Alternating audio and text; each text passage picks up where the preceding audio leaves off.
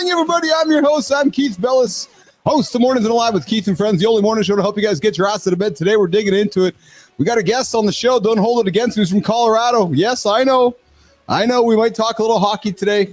Yes, I know he's brought his crying towel. Yes, I know he's thinking about how he's going to exit the playoffs here in the first round. I know Dallas is going to beat Colorado. Winnipeg's on their way to the Stanley Cup, baby. We'll be debating that in the first hour of the show and getting into how media is wrecking with your minds. I know John Anderson's excited about this one. We're going to rip apart the media industry with our guest, David Maney. We're also going to find out if those late night workouts are sculpting your gains or stealing your sleep. Guys, listen, and we're going to get into how everyday affection might be the secret ingredient to fireworks in the bedroom. We got AJ Zeglin joining us up later in the show here.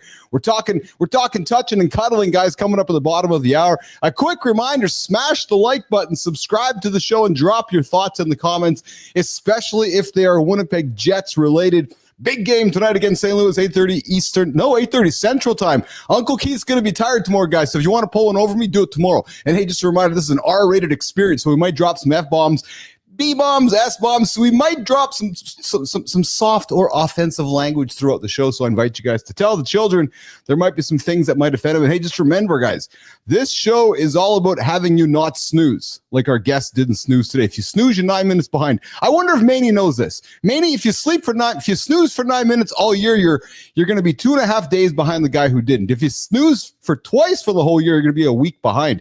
Keith and Johnny don't snooze. Jimmy doesn't snooze. Melissa doesn't snooze.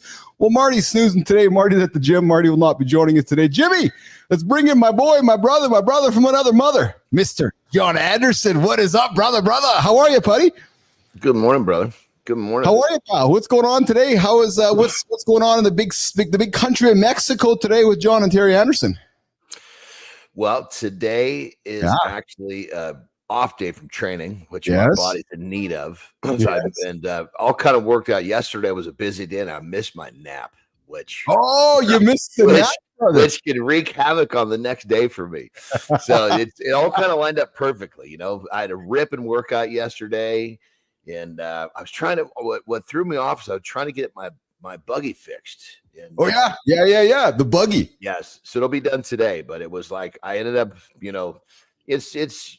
When I say this is not bad, they just work on a different time down here. But when you say, meet you at noon,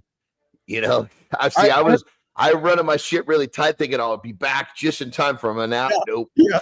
And then once I get past 1 o'clock, I'm not falling asleep. Yeah. Good morning, good morning, Lady Drew. I see you guys there in the comments. Johnny had a buddy living in Merida, Mexico, and I went down to visit him. He's building a new house. I'm like, so Chuck, how long is it going to take you to build that room? He's like, I don't know. The guy was here yesterday. He said he might be back maybe next month. He figures he'll be here. He figures he'll get it done in the next couple of years. I'm like, what? He goes, yeah, their semblance of time. He's like, Keith, the old stigma of Mexican siestas. I go, yeah. He goes, well, that's true. He says there's no concept of time down here. And apparently that's the case. Hey, Johnny? Well, for sure. I mean, but keep in mind, it's their culture. So when people get bent out of shape about it, I'm like, dude, what is wrong with you? Are you fucking mad because it's cold and you're in Alaska in the winter? Come on, it's just the way it works. But where we are, we're actually in this place called El Dorado Ranch. Okay. It's really what it. I mean, it's got like gates to come in, security, all this shit. So it's really kind of designed for, but primarily Americans or Canadians are here. Yeah. And so the people that like the different contractors or even gardeners that come in here, they understand that in this little world, we like to be more on time. So they're pretty good about coming in here and being sharp. In this little world, they know us of wanting to be on time. Good morning, Mark Kemp. Is this the only Canadians? Well, Kemp, we got some U.S. friends on the show here today. I've invited a guy from Colorado on the show. I don't know what the hell I'm doing, but he's showing up here a little bit later this morning. Lady Drew, I'm in the Central Time Zone. And good morning, Holroyd. I see you there as well. Johnny, speaking of your gated community, I wasn't going to bring this up, but I read a story this morning. So Zuckerberg, the guy who owns Facebook and Instagram, the guy's got a couple bucks, eh? Couple bucks? Just a few. Just a few. So you know how you and Terry are like, just a few billion. Hey Terry, you want to jump in the buggy and go for a ride down the beach? Okay, Johnny, let's do that. So here's Mark and Priscilla. Hey, Priscilla, you want to jump in the yacht and head over to the Norway fjords and go hella skiing in the middle of nowhere? Yeah, sure. Like, I was reading a story this morning. The guy gets in his fucking super yacht, his $300 million super yacht, and makes his way to the fjords in Norway. You know, that gets in the middle of nowhere, right? And they're like, yeah, we want to go hella skiing on those mountains over there. And all the community's like, no, you can't. Well, here's a couple $100,000. Can we come land our helicopters in your community? No, you can't. So the guy's like sitting in the middle of the fucking ocean on his yacht going, okay, I can't be heli skiing out there. My point is, you know, you talk about your gated community and what you guys do just on a whim, just getting in your yacht and going around the world and just skiing wherever you want to ski. Like, just imagine that lifestyle. And I'm not idolizing it all. Believe me, I'm beyond the idolization. I find it fascinating, right? Because the world is your oyster at that point, Johnny. Well, you know, I think what people tend to miss in that whole thing is it's choices. And, yes. And he's created the ultimate level of choices. Yes. Like his choice is to, you know, go heli skiing on a mountain where no one's ever gone before. And because he has so much money, he has the possibility to make that one of his choices. So, yes, you know, forget all of the material shit and all the money. He's just created probably, you know, him and a handful of other people, they have the most choices on the planet. Yeah. Well, so listen, my motivation when I was building ICUC and my motivation for this, and I've talked with you about this, my motivation for this is to buy an airplane so I can travel with my dogs. It's actually so Keith and Johnny can get on the airplane with Lauren and Terry with our dogs. But my motivation is choice. And, you know, choice obviously is epitomized by having a little bit of cash in the bank. But my motivation, my reason is choice. That's the whole reason to get action. Once we start air travel, brother, we're basically buying back time. Well, that's exactly it. The airplane's the ultimate time machine. It's just the ultimate time. Speaking of time, Johnny, I had a conversation with who did you and I have on the show yesterday? Oh, yeah, Robert Kessler. I had a conversation with him after yesterday in the day there, and he was talking about training in the morning and in the evening. I said, oh, hey, I found some science that might suggest that training in the evening is not good. Hey, guys, you ever crush your 9 a.m. workout thinking you'd sleep like a baby only to toss all night? You mean your 9 p.m.? Yeah, sorry, 9 p.m. Yeah, okay. 9 p.m. Yeah. So today we're breaking down a brand new study. Johnny, 15,000 people were tested, and they said that a new study near 15,000 people said that timing, not just training, can make or break your shut-eye. So this dialing in when you train could mean 30 extra minutes of quality sleep or losing precious REM that repairs muscles, hormones, and let's be real, perhaps marriages. Now, the 4-hour window, workouts that end within 4 hours of bedtime, delayed sleep onset, and spiked resting heart rate. So simplifying this, brother. So a workout that ends within 4 hours of bedtime. So if your workout ends at 7 o'clock at night and you're going to bed at 9 o'clock at night, you're going to have a spike of a resting heart rate and you might not have the best sleep. Well, and let's add a layer to that. let's just, most people are using some sort of a stimulant for that workout. Oh, yeah. Yes. So it's not just the workout, it's the stimulant. Remove the stimulant. Now we've got a different question. Yes. But I totally agree. You know, training in the evening, what you're doing is you're ramping up your metabolism. Well, then as soon as you go to sleep, it dives back down. So, yes. You know, and here's it for people that understand this is actually pretty helpful. So your metabolism spikes through exercise, right? Especially like weight training. Cardio doesn't do it as much as people think. No, it's bigger exercise. Yeah, it's up high, and then it slowly trickles down until you go to sleep. So when your metabolism is high all day, more energy, more focus, more fat burning capability. So if you do it in the morning, you get that benefit of it slowly going down. You do it at night, boom, it's up high. It's only up for a little bit. You go to sleep and it's back down. You lose the ability. I mean, you're throwing away, excuse me, a lot of fat burning potential just because it's shutting right back down.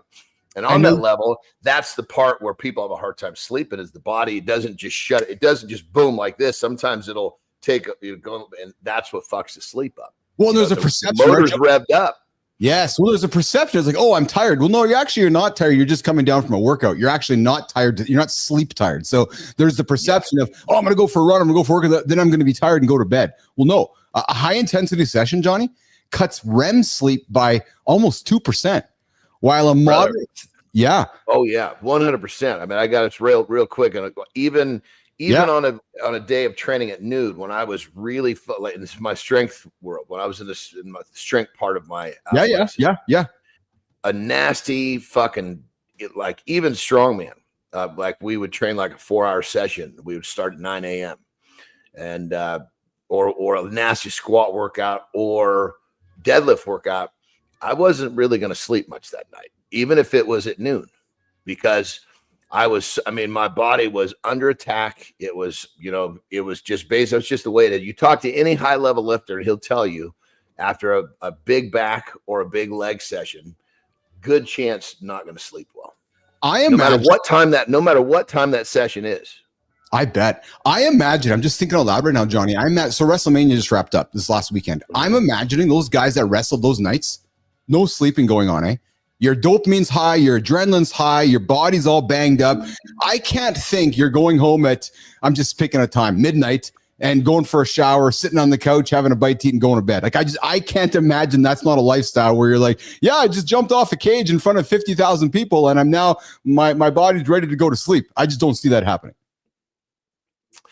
I would say, because, I've lived in a lot of these worlds, and yes, I knew you have been in that, but very similar, not WrestleMania, but like the Tokyo Dome show. They call that basically Wrestle Kingdom, as they call it. Yes. 40, 50,000 people. Yeah. And, when you're in that environment at first, you are so high.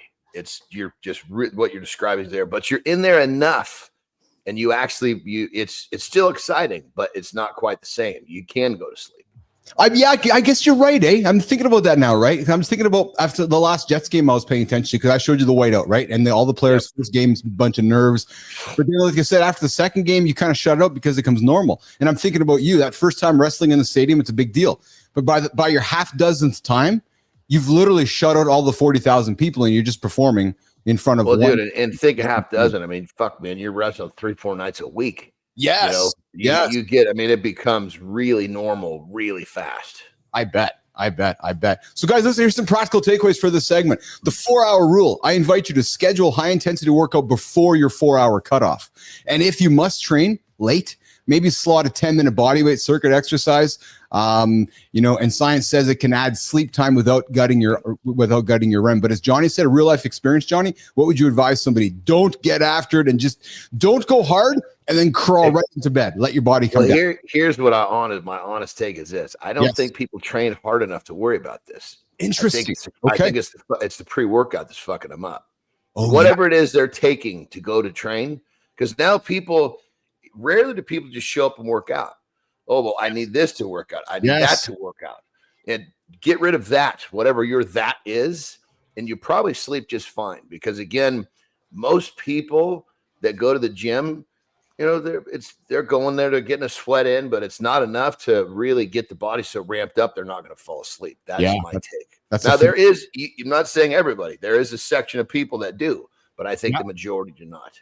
That's a good comment. All right, listen. So what I say is, if you're having a hard time sleeping, remove whatever you're taking for that workout. Your workout might be a little lackluster, but you'll sleep. You'll actually make fucking way more progress. I like say all the time, if the pre-workout you're using is keeping you from sleeping, it is doing you so much more harm than good. I like that advice because it's taken for granted. And I'll tell you why, Johnny. We go through our day. The dude here is getting through his evening, having some dinner, and heading off to the gym. As he's heading off to the gym, he's mindlessly putting the pre-workout into his water bottle. I'm not judgmental. We all do it. He's mindlessly putting it in and going to the gym, and then he's coming home after and going to bed going, why ain't I sleeping? Well, hey, maybe even a big cup of coffee at fucking 5 o'clock. Yes, exactly. Hey, brother, coming up here, have you ever wondered, I know I have, if the media is messing with your mind? I got a guest here in the green room waiting for us.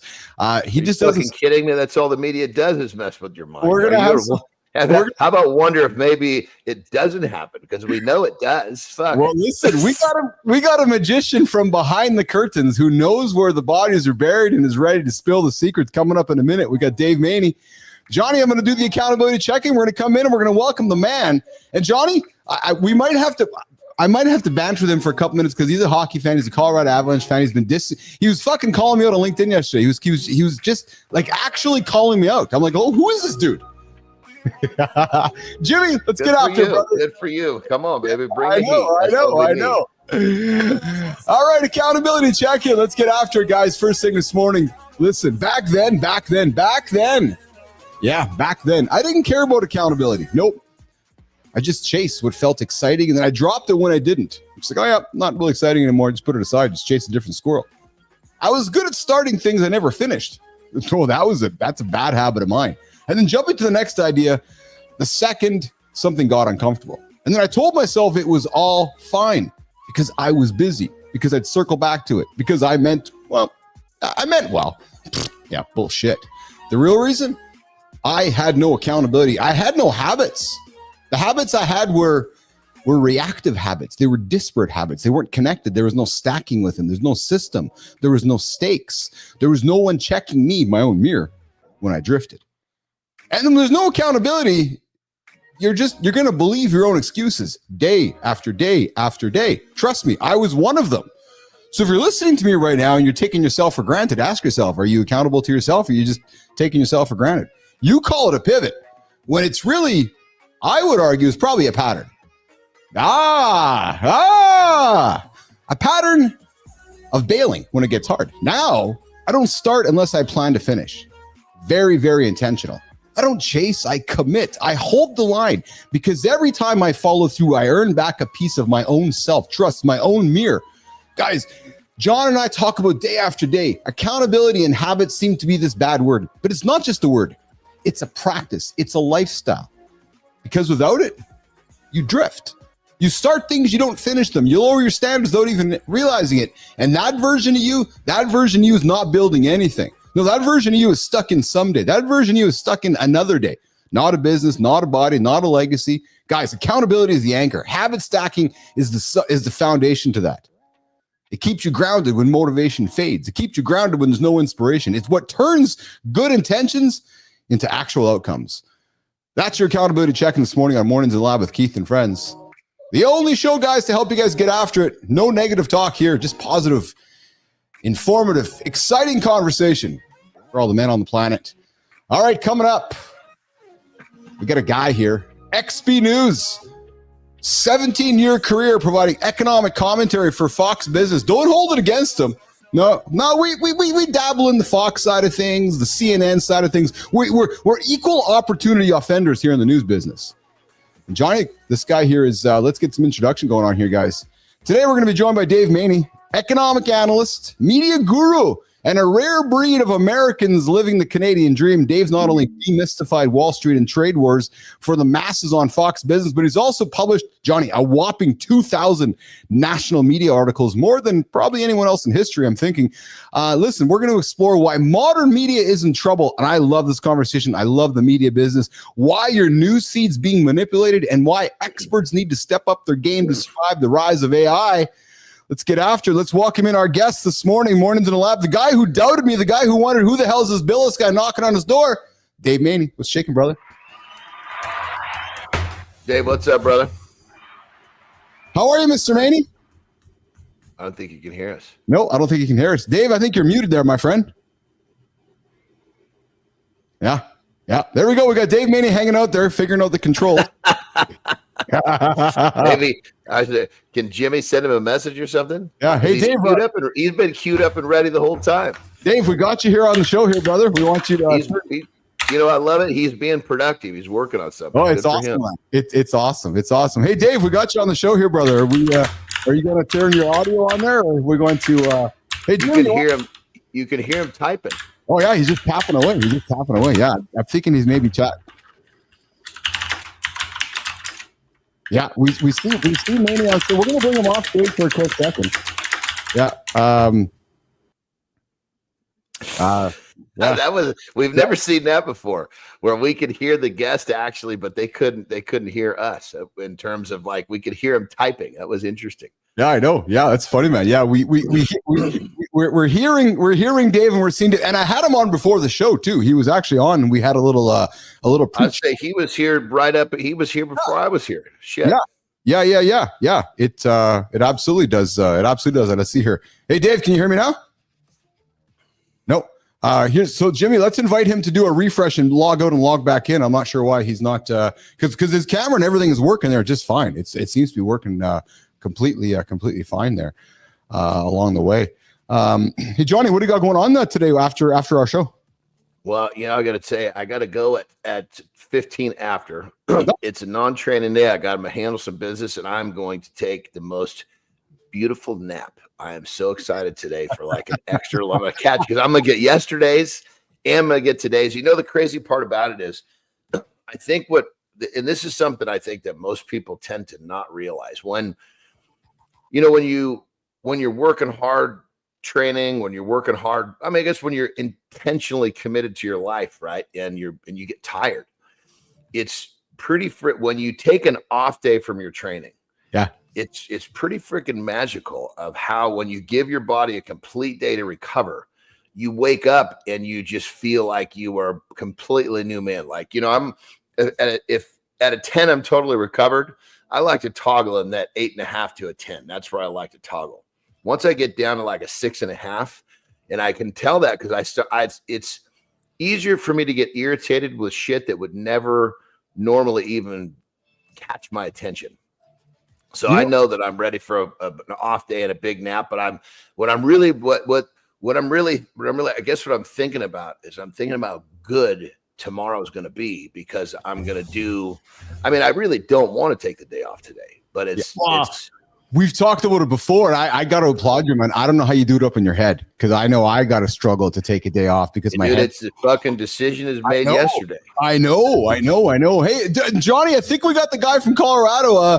I think he's got his audio working. Is that correct? That's what I hear. Oh, there we go. What's up, brother?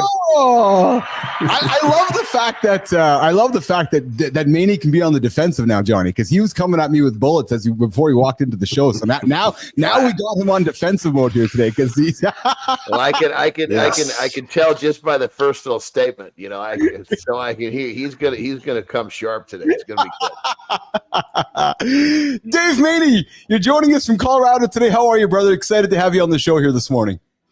I'm good, Keith. And actually, technically, I am a Coloradan who now spends most of my time in Ontario, Canada. So yes. So I saw that and I was a little bit confused. So you are a Colorado guy, or are you a Collingwood guy? So you are an American, right? But you spend a lot of time in Collingwood. Am I correct? I am an American who's, and this will explain everything, married to a Canadian. Oh, so guess where we ended up. She came to live in Canada she came to live in Colorado for 10 years, and then essentially said that's about enough of that. So we've been up here for almost 6 years now, and love it. So then I got to start with this and have some fun with Johnny and I. You're an American immigrant living in Canada, watching U.S. trade wars unfold. On a scale of 1 to 10, have you asked yourself, what the hell am I thinking? Or do you play with the currency and you're like, okay, 40% more here, 40% that's there? Or well, I'll tell you, it was one interesting factor in coming up here was one of my Canadian entrepreneurial friends said, well, the benefit of building software in Canada for an American company is you're paying in 70-cent dollars. Yes. It's kind of true. Like the nominal amounts for software engineers were kind of pretty close between the two countries, especially pre-COVID. So yes, in a certain way, we were taking advantage of that. But, in the more obvious way now of looking at kind of, this things that are going on and the kind of the rank stupidity on both sides of the border is just, it does not encourage one about the future of liberal democracy. Yes. But that's for a different show. John and Keith like to tease that kind of stuff. That's for a different show. Hey, Dave, so media and economic analyst, you're the founder of XP News. You got a 17-year career providing economic commentary for Fox Business. You've published thousands and thousands of articles. Excited to have you here today and talk a little bit about media and so forth. You talk about the sorry state of modern media, and I watch it unravel. I'm watching it unraveling all around me. I started a social media company. I've been in the media business myself on the different side for the last 20 years. Dave, give us the quick version of what's gone so wrong with media in the last 10, 15 years. Wrap it up for Keith and Johnny. Yeah, well, it's an economic story, right? What existed previously prior to the internet in our media was you needed to own something very expensive to be able to get your message out. You needed to own a printing press or you needed to own a broadcast tower, or you needed to own a cable network, and all of those things are not available to the average person. And while the obvious part of that is, hey, we can all go on social media now, the less obvious part is that was the bursting of a tremendous, oligopoly, right? And so what happened was immediately, as far back as the 90s, the economics of newspapers and the economics of broadcast networks, the economics of everybody else who used to provide what we think of as fairly good news coverage just went right in the toilet. And that the toilet's getting deeper. And so the problem is that the news, which was in effect a subsidized product by these, by the monopoly or oligopoly profits they had, began to disappear. And so the ability to cover stuff in anything like a kind of a broad and general and true kind of news judgment way, yes, went out the window. And so today what you've got is, and by the way, the other thing was that journalism per se as a career path ended.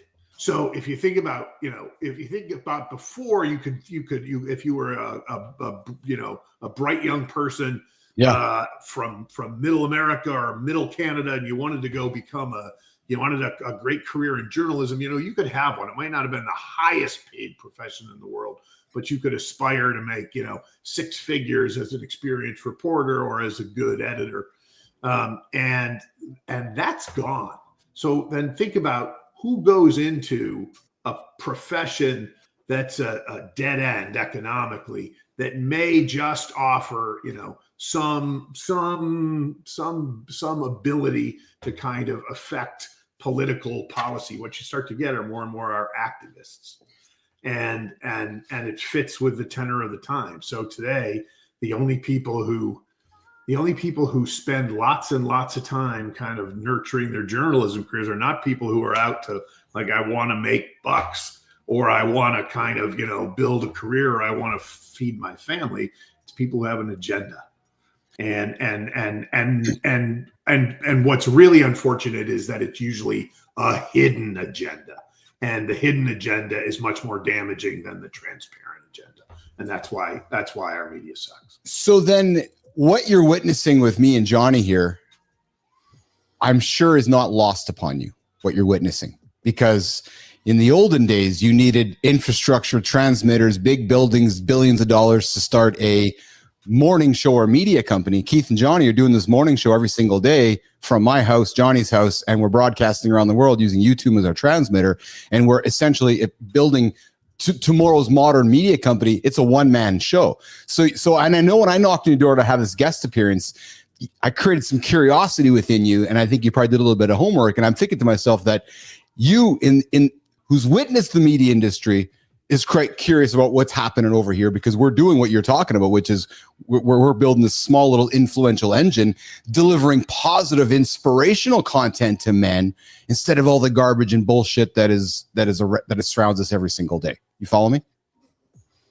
Oh, absolutely. Look, I mean, the challenge is that obviously that the guy with the radio transmitter that or the TV transmitter that could cover the entire region, or that with wired or microwave hookups could cover the entire country. Yeah. That capability, and by the way, who had no competitors, that guy or those people or that woman had a gigantic built-in audience.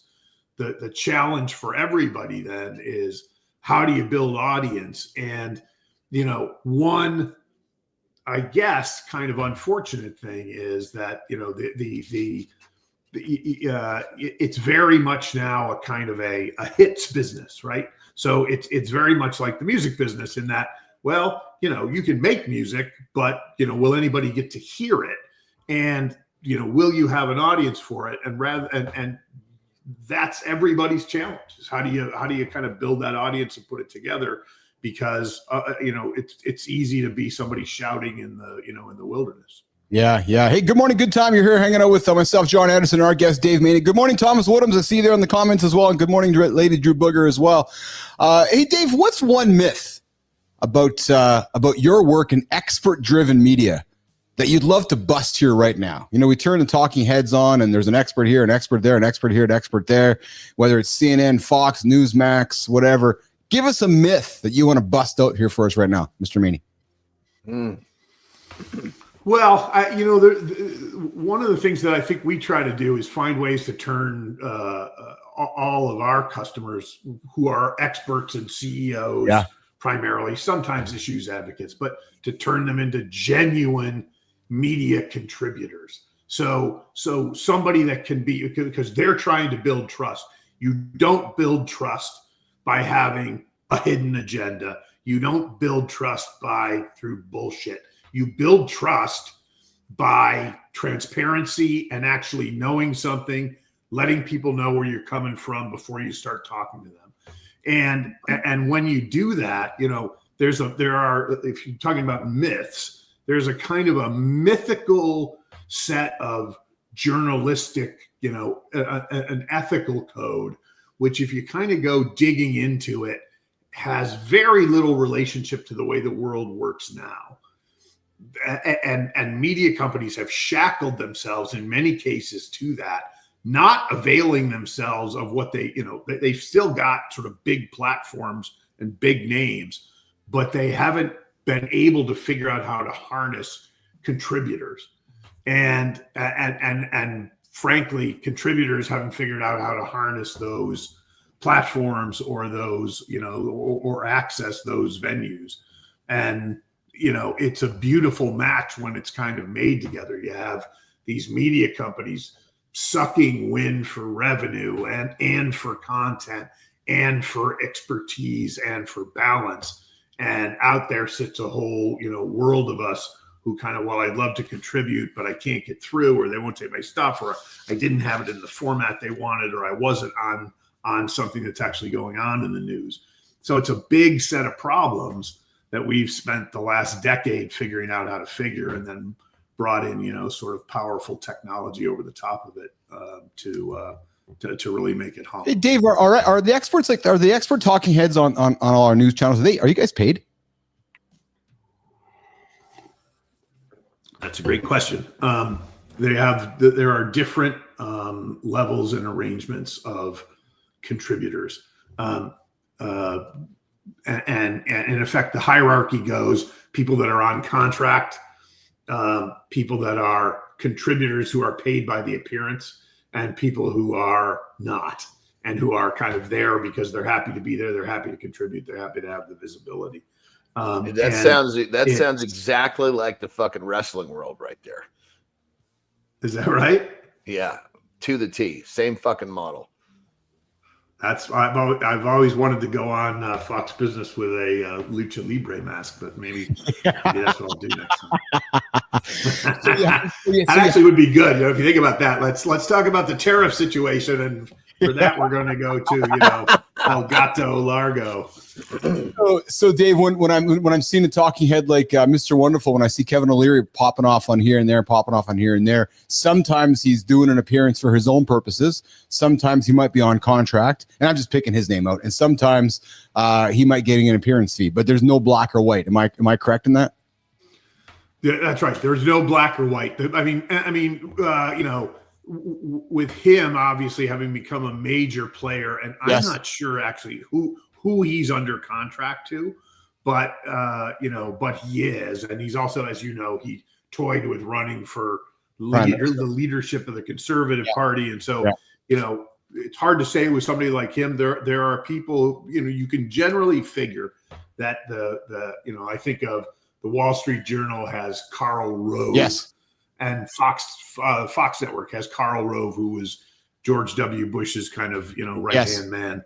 You can bet that Karl's paid well for his efforts. But, you know, for me, I did it always because it was good for, you know, I'm in the business of communication and news commentary and helping other people do that. So it's obviously just authenticating for me to say, Oh, and Dave's on Fox News with Neil Cavuto. Gotcha. Dave, John and I have been having success on this show, and John has success, Keith has success when we're very vulnerable, we're very human, and we're very personal. And the news industry has become very opinionated. It's okay, here's where I stand, here's what I'm all about, here's my opinion, and then here's my comment on the news.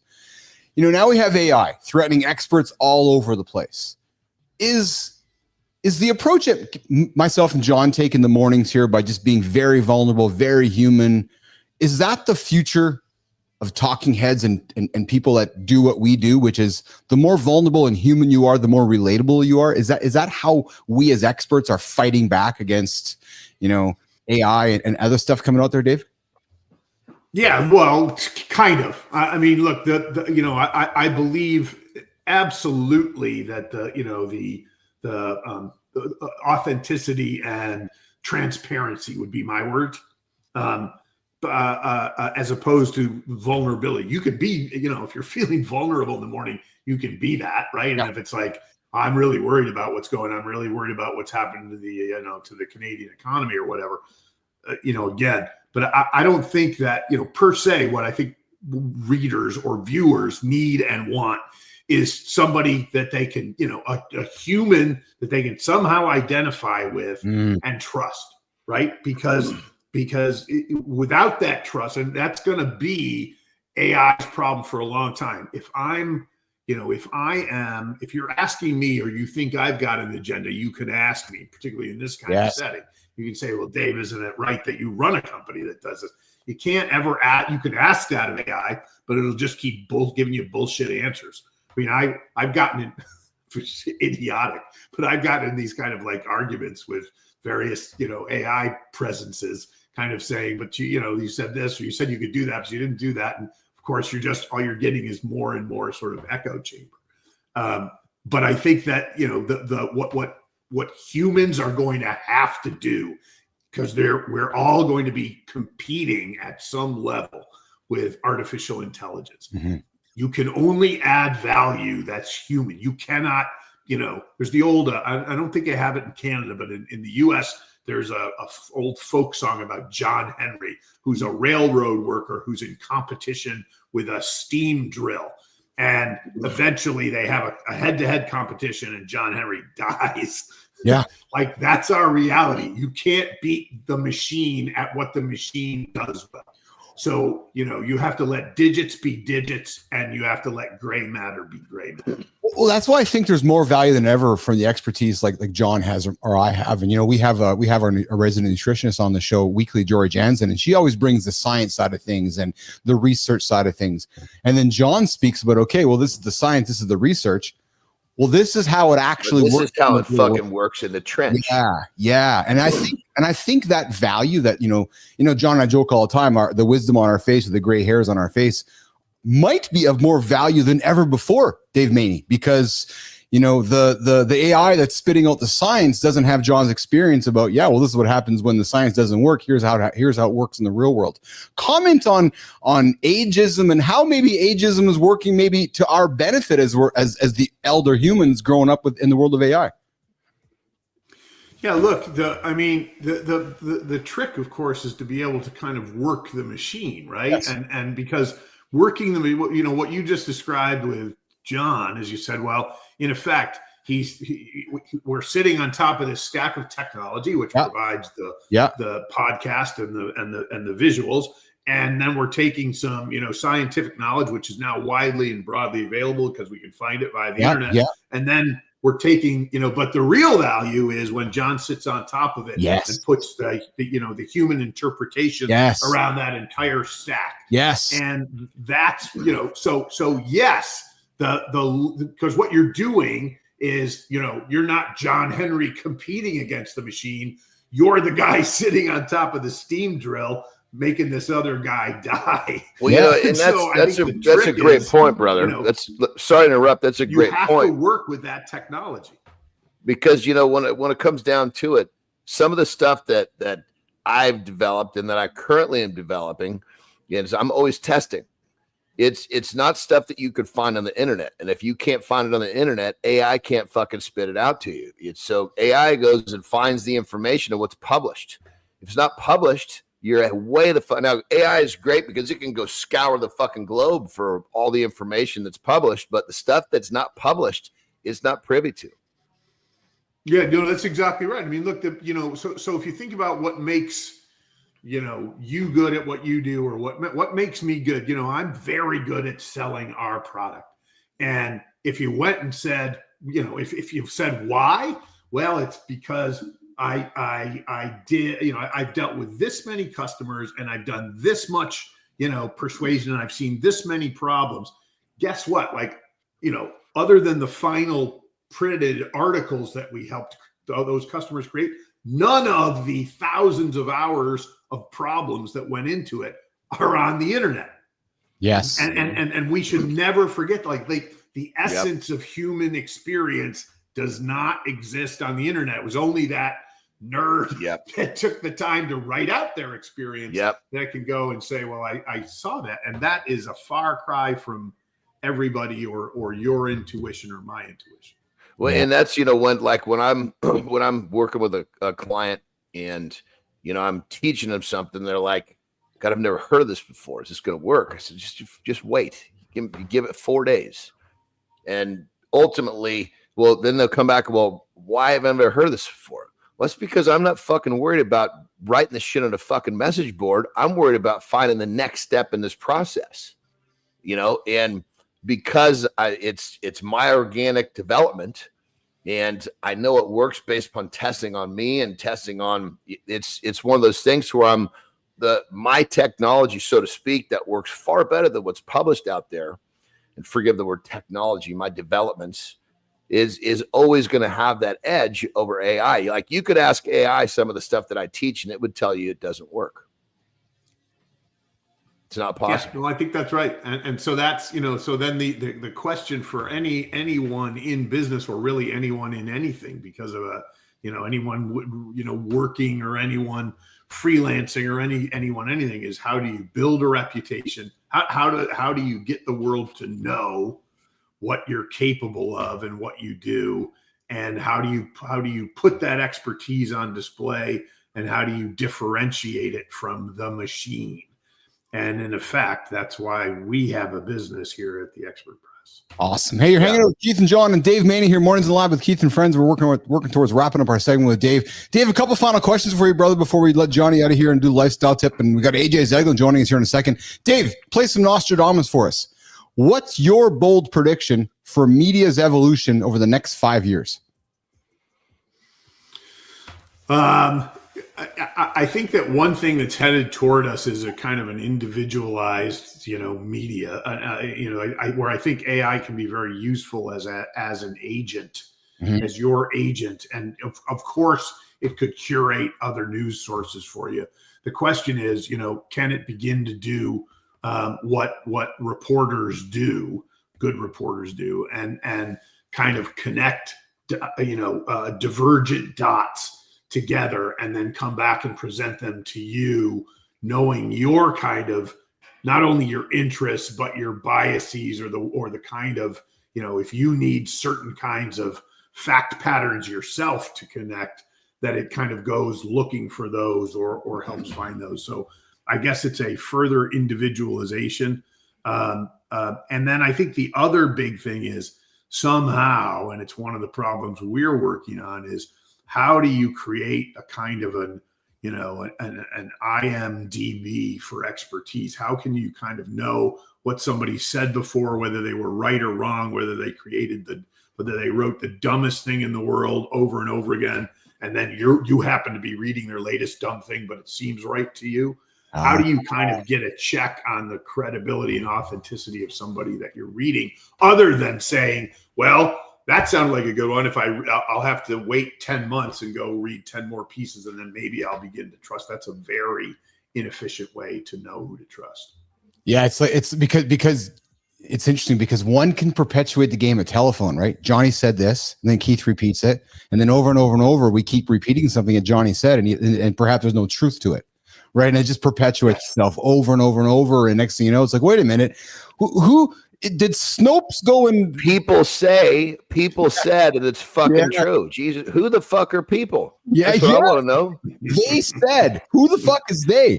Exactly. Yes. Now, by the way, my other prediction is that in around the end of July, or excuse me, the end of June, that the media will be reporting that the Colorado Avalanche. I was fucking waiting. So hold on. We got AJ's in the green room here. We're going to bring him up here in a second here, Maney.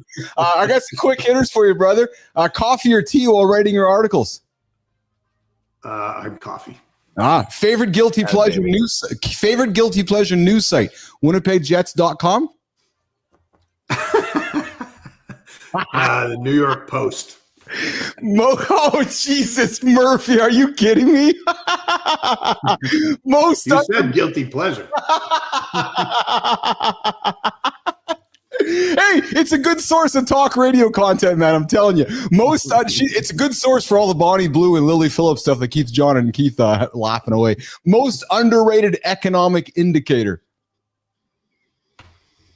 Oh, man. I want to hear the answer to this one. Yeah, underrated economic indicator. I think it's the eyeball test. There's a guy named Ken Fisher who used to say, if you get on an airplane and nobody's on it, something's up. Oh, and if it happens to you, particularly if it happens to you twice on a given trip, like something's up. And I think we tend to think of that, that can't compete with econometric forecasting, but I think it can. And finally, my friend, if your career were a news headline, what would it read?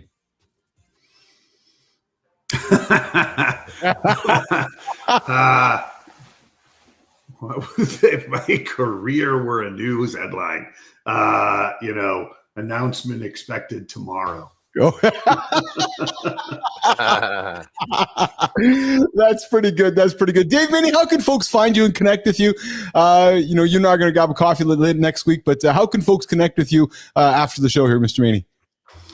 Our website is xp.news, NEWS. xp.news is where you can kind of begin to find, and there's, our work and my work with Fox Business and Fox News and all of that kind of stuff. Best place to start. Awesome. Dave Maney, media and economics analyst, founder of XP News, joining myself, John Anderson, this morning on Mornings in the Lab with Keith and Friends. Dave, thoroughly enjoyed having you on the show here this morning. Had some fun with you. I hope you enjoyed your experience as well. It was great. It was nice to meet you guys, and let's go Avs.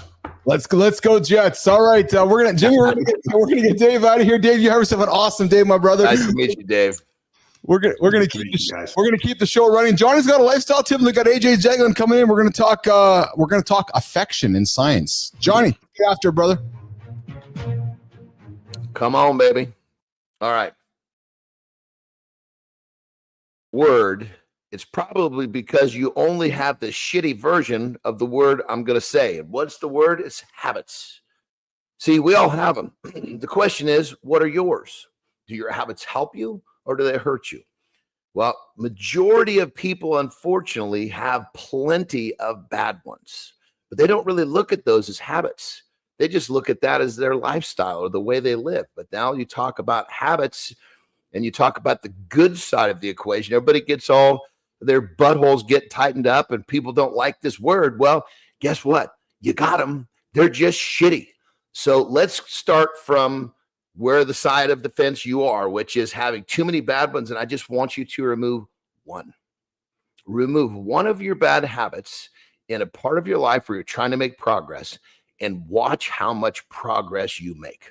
Now remember, you don't get all bent out of shape over the word habits because you've got them. The majority of them are just no good.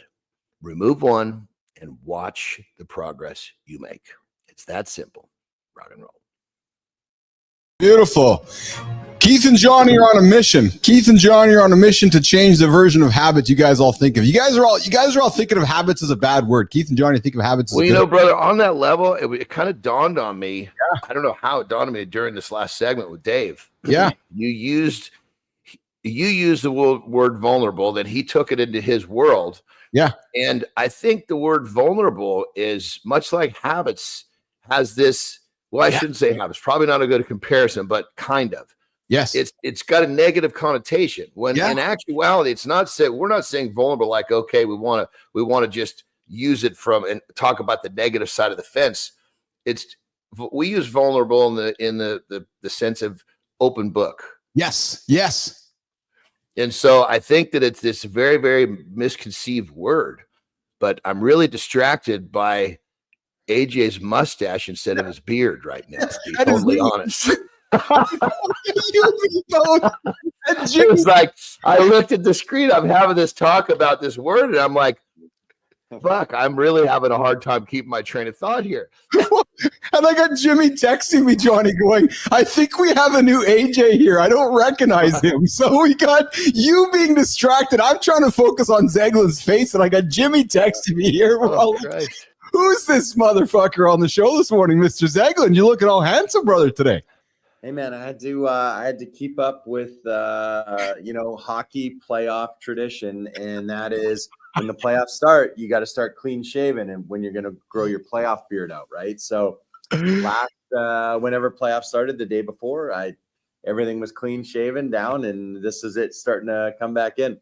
That's you awesome. Got yourself quite a fucking good looking mustache though, brother. Yeah. Oh, thanks, man. Appreciate Johnny, it. I've known AJ for a number of years. I think you both would compete with growth of hair rate. Actually, we should do a contest. We should shave you guys both bald on a Monday and see how quick you guys can grow a full head of hair by the end of the week. Like your face. I was going to say, don't include the top of my head in this race. Oh, I mean your face, because I think you both can compete with just growing a big bush very quickly on your face.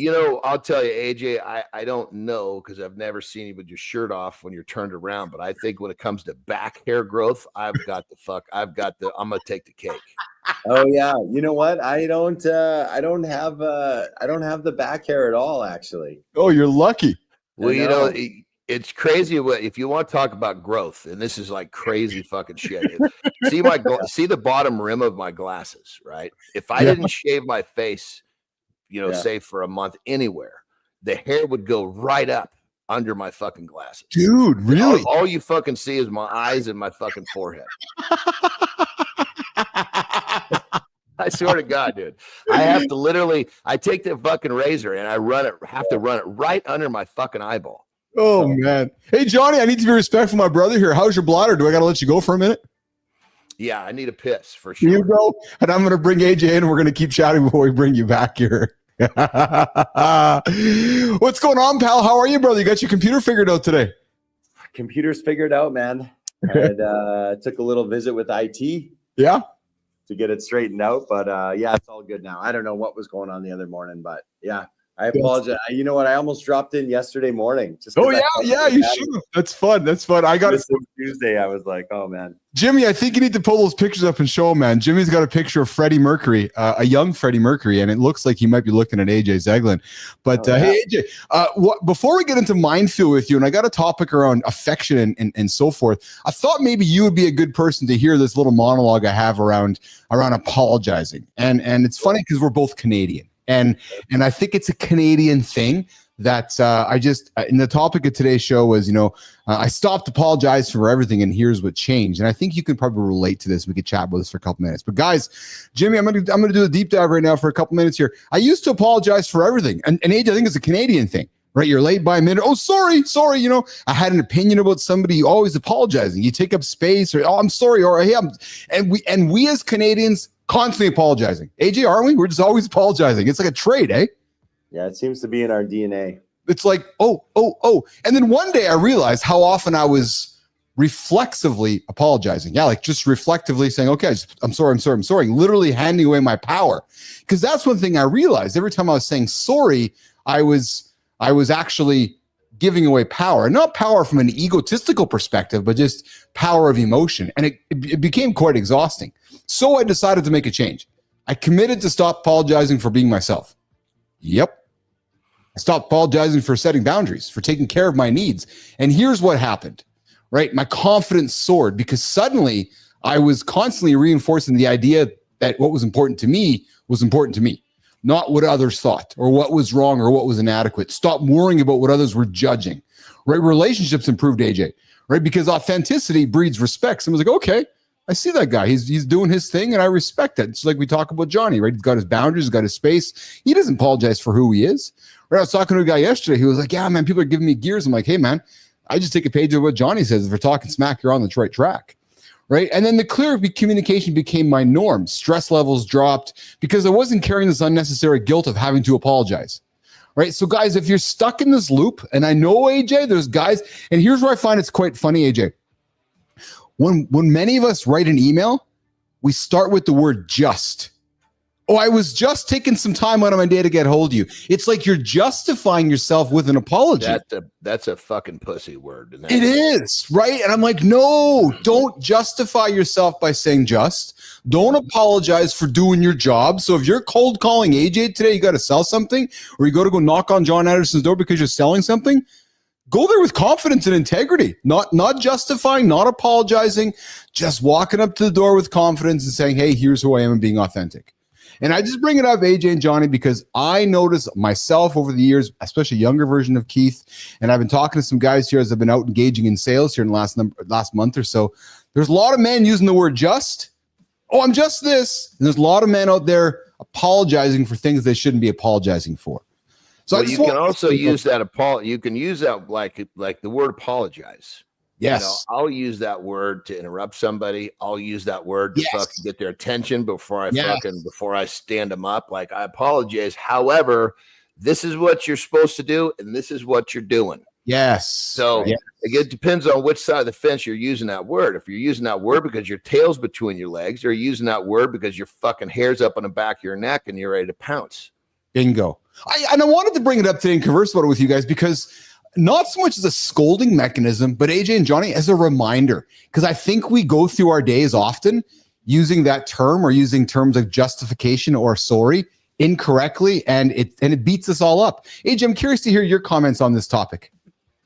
Yeah, well, real funny, just to share a story.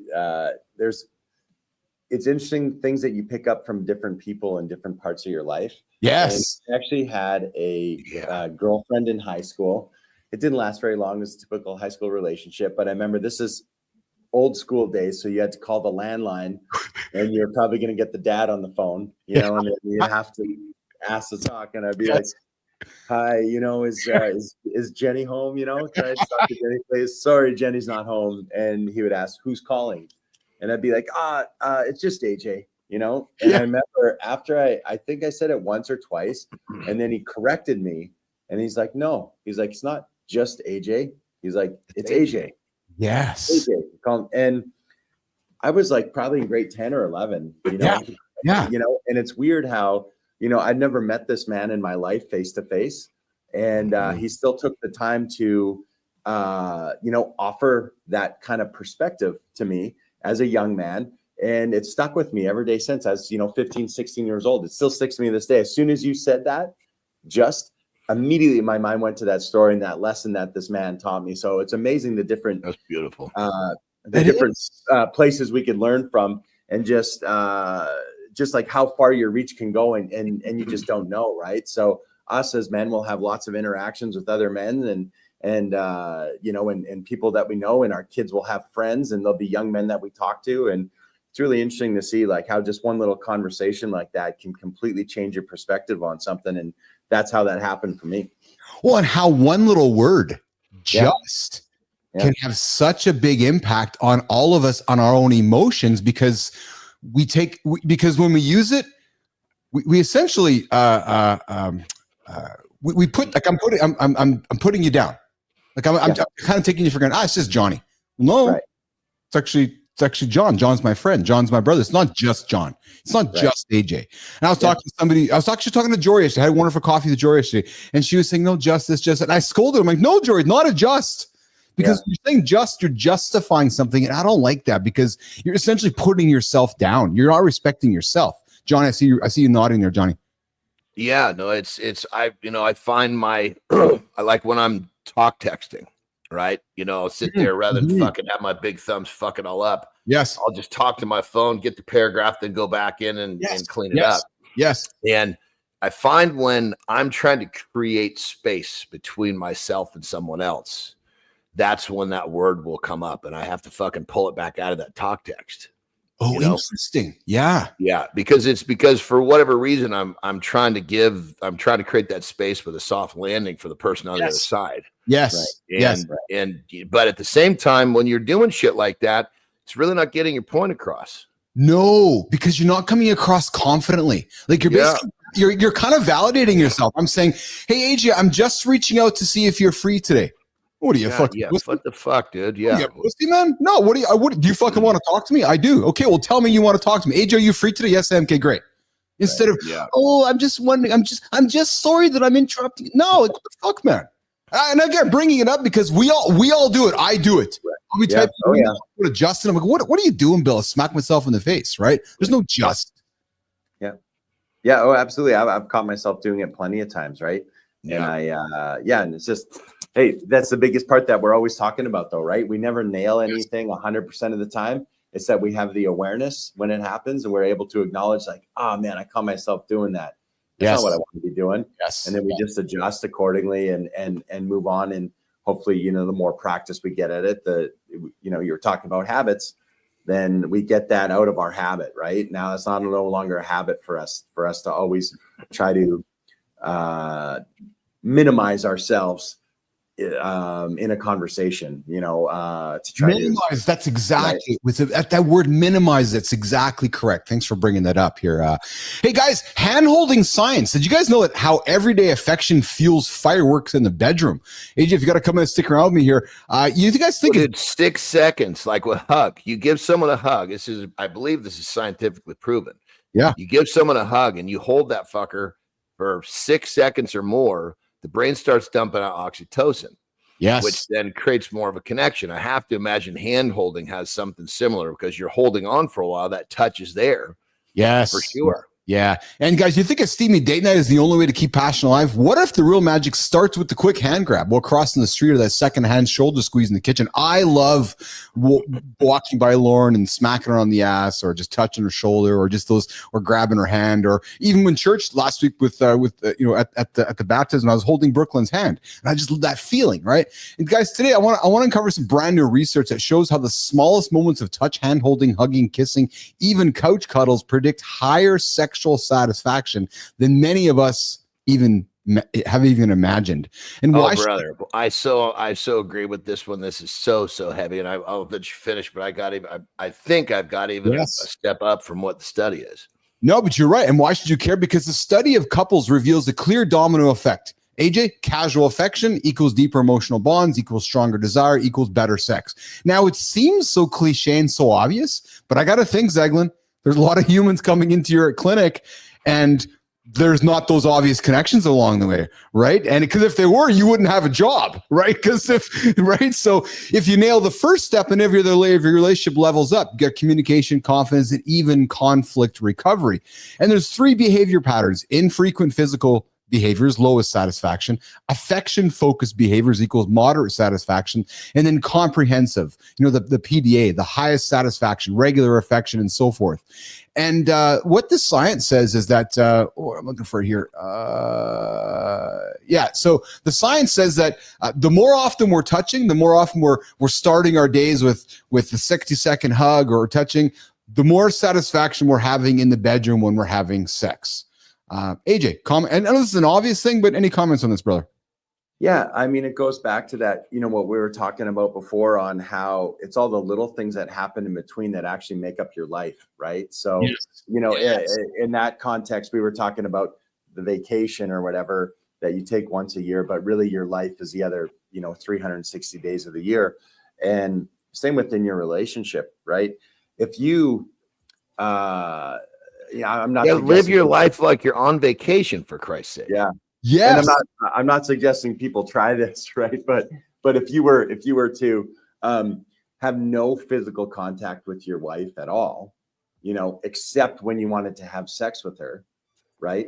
That's probably not going to go very well. That's probably not going to go very well, right? Like maybe after a week, 2 weeks, 3 weeks, all of a sudden, she's going to be like, what? Like, you're only going to touch me or cuddle me or hold my hand or pay attention to me only when you want some, you know what I mean? Like only when you're getting, that's not going to go over well, right? And because the sex is great, and I know, but that's the again, that's the big moment. But, you know, depending on your schedules and what you're doing as people and stuff, everyone knows you get busy. Unfortunately, sometimes that doesn't get to happen every single day. Right. Yes. And it's all those little moments in between, how you treat each other, how you interact with each other.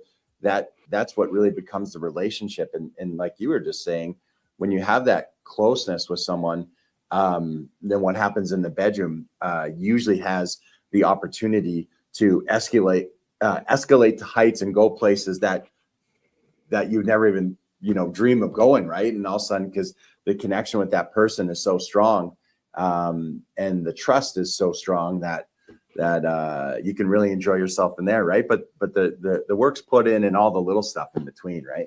Routine affection boosts overall relationship quality. Men report, women report bigger dips in happiness when everyday touch disappears. Johnny. Well, and I'm totally with this, and I think there's even a couple more levels. So obviously, this concept in general is great, but now when you take it from private into public, then it actually, in many cases, will show, you know, the female that there's more of there's no I don't know I don't know how to describe, no fear, no whatever it is. The public display of affection shows even more, and then when you do it in like this spontaneous way, like I'm one with Terry, like.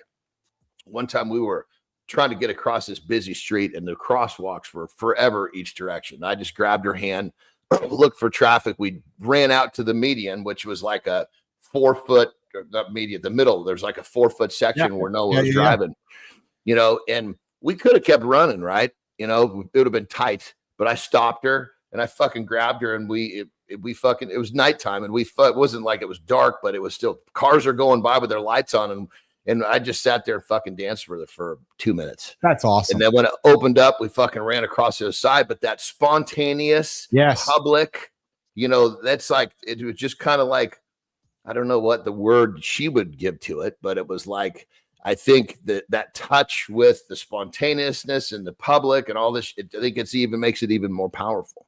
Yes. Yeah. So guys, you know, so many people, so many dudes will give their chick affection or their wife or whatever it is when nobody's looking, but they have a hard time doing it when people are looking.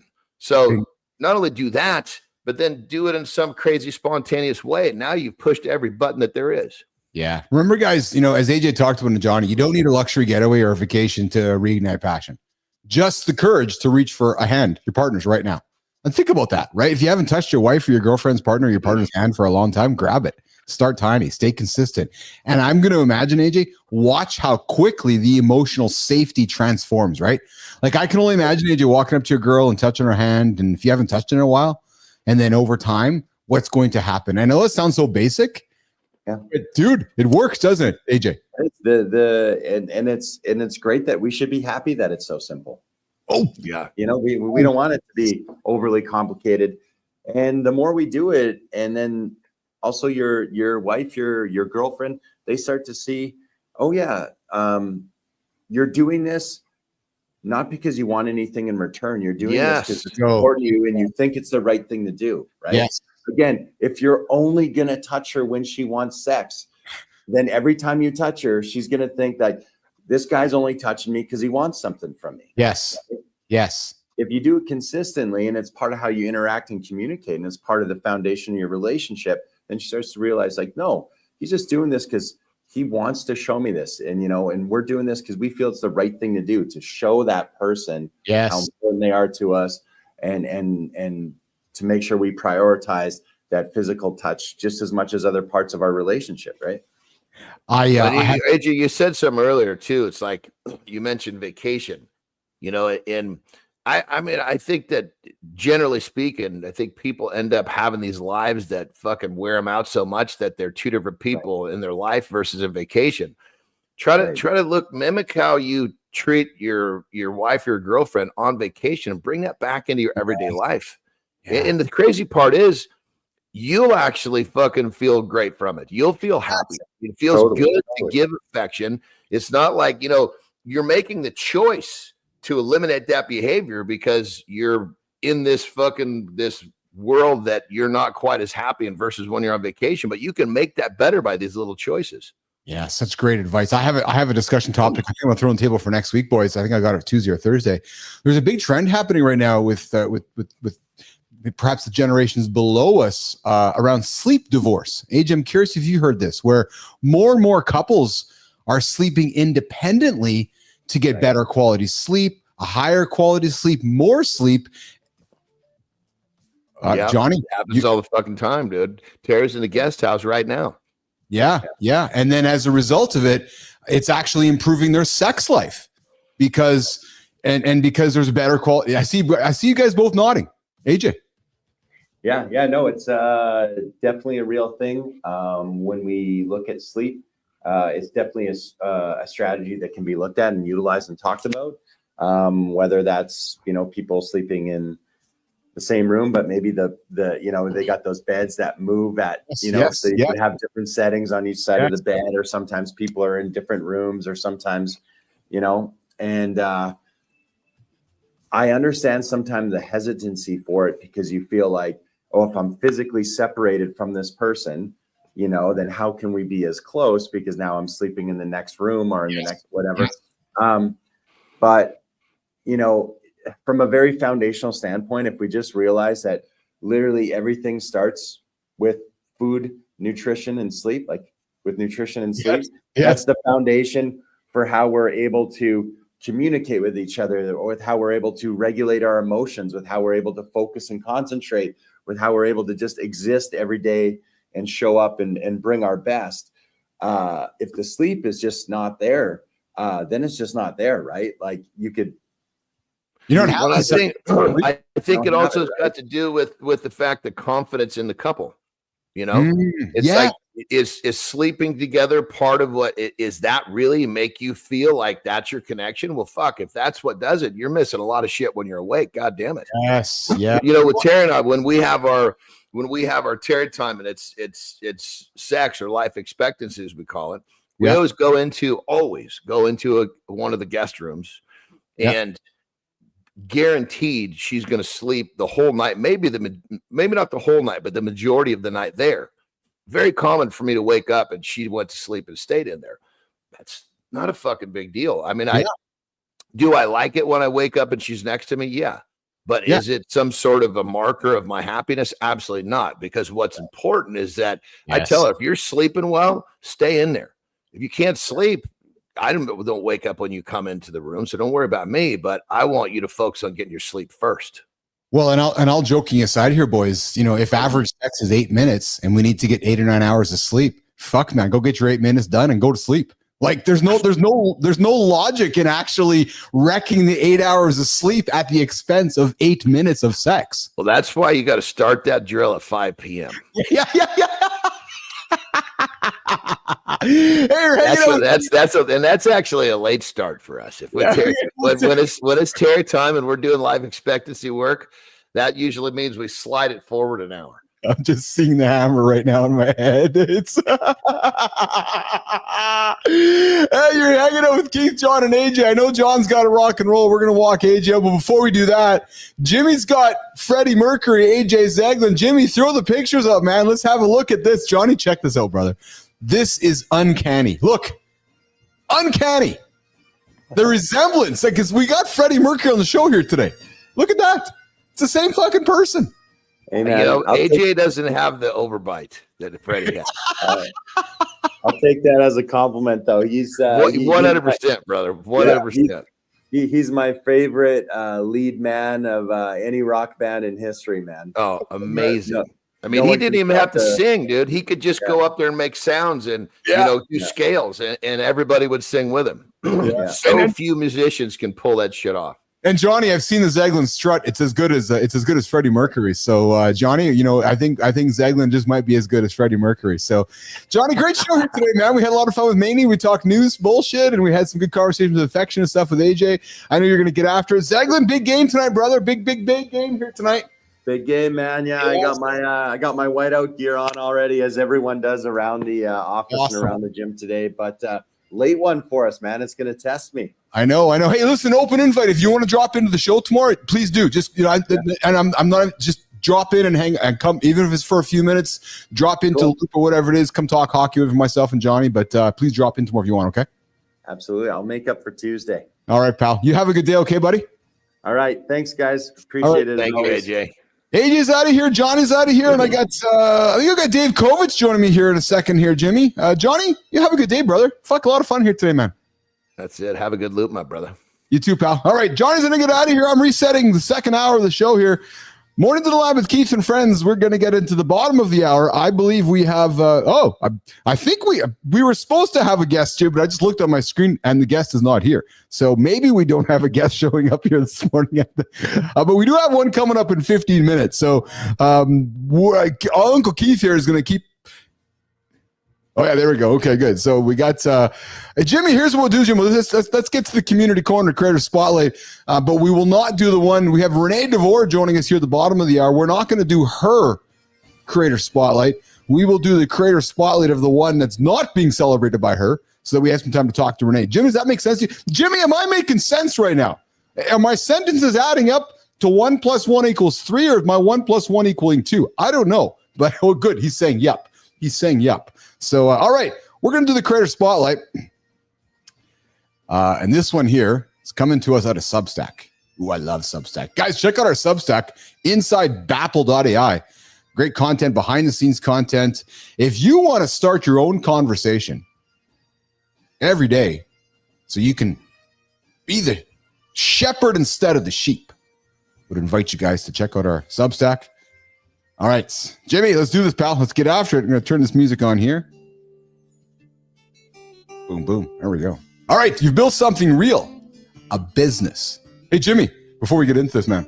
So we made some great content a couple days ago for somebody, celebrated them, put a lot of great time into it, celebrated the guy's beard, had some fun with him, and then we even weaved in some B-roll. The guy's like, hey, is that an AI-generated video? Fuck, man. No, this is actually me. It's me celebrating you. Yeah, true story. If you don't like it, I'm sorry. Just positive stuff. People that piss on our celebrations, like, who the fuck are you? Go somewhere else. Honest to God. Just having some fun here, you guys. All right, you built something real, a business, a life, a future that others might envy. You know what it is, Jimmy? I think people are just not envious and they're just jealous. They're like, oh, I'm going to go be all negative. Go be negative. But behind the scenes, you're still making high stakes decisions in a world that seems to shift by the hour.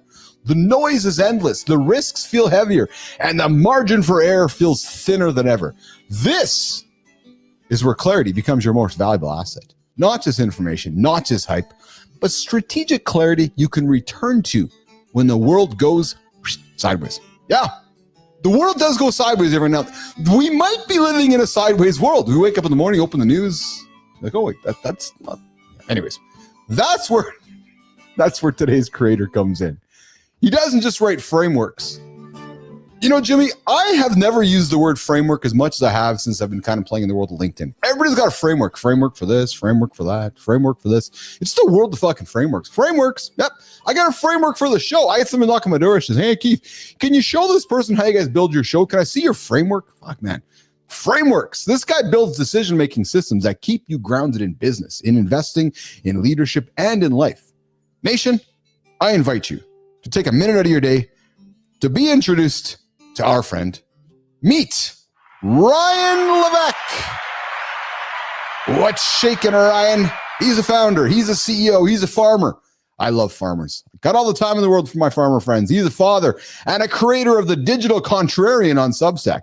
Ryan has helped entrepreneurs navigate massive exits, investment pivots, and personal transformations, and he shares everything clearly, calmly, and without pretending to have it all figured out. Yeah, pretending to have it all figured out. From his IPS method for staying steady in market chaos to frameworks like function stacking. That's like habit stacking, except for functions. And strategic content ecosystems. This guy's writing is where smart people go to slow down and think deeply. This isn't content for your swipe file. This is strategy for your life. So I invite you, go check out Ryan over on Substack. Ryan Levesque. He is one of those guys who's doing some great work, sharing everything from if you're tired of reacting, you're ready to lead with intention, go read The Digital Contrarian, because the best decisions don't come from urgency or from artificial urgency. They come from frameworks that hold when everything else doesn't. There you go. There is our friend Ryan Levesque over on Substack in today's Community Corner, the creator spotlight on Mornings in Live with Keith and Friends. All right, Jimmy, I see David there. I see him on the horizontal feed. Do we have him on the vertical feed, Jimmy? David, I do not see you on the vertical feed. I need to get you on the vertical feed too, David Kovatch. I got you on the horizontal. I need to get you on the vertical feed as well. So, Lady Drew, I see you there. Thanks for the comments. I will tell my family and friends that they're in your prayers. I appreciate that. That's awesome. Awesome. All right, Jimmy, we got Kovatch coming up, and then we got Renee DeVore joining us at the bottom of the hour here. We're going to have a quick little visit with David Kovatch coming up here in a quick second. Let's see here, guys. All right. There we go.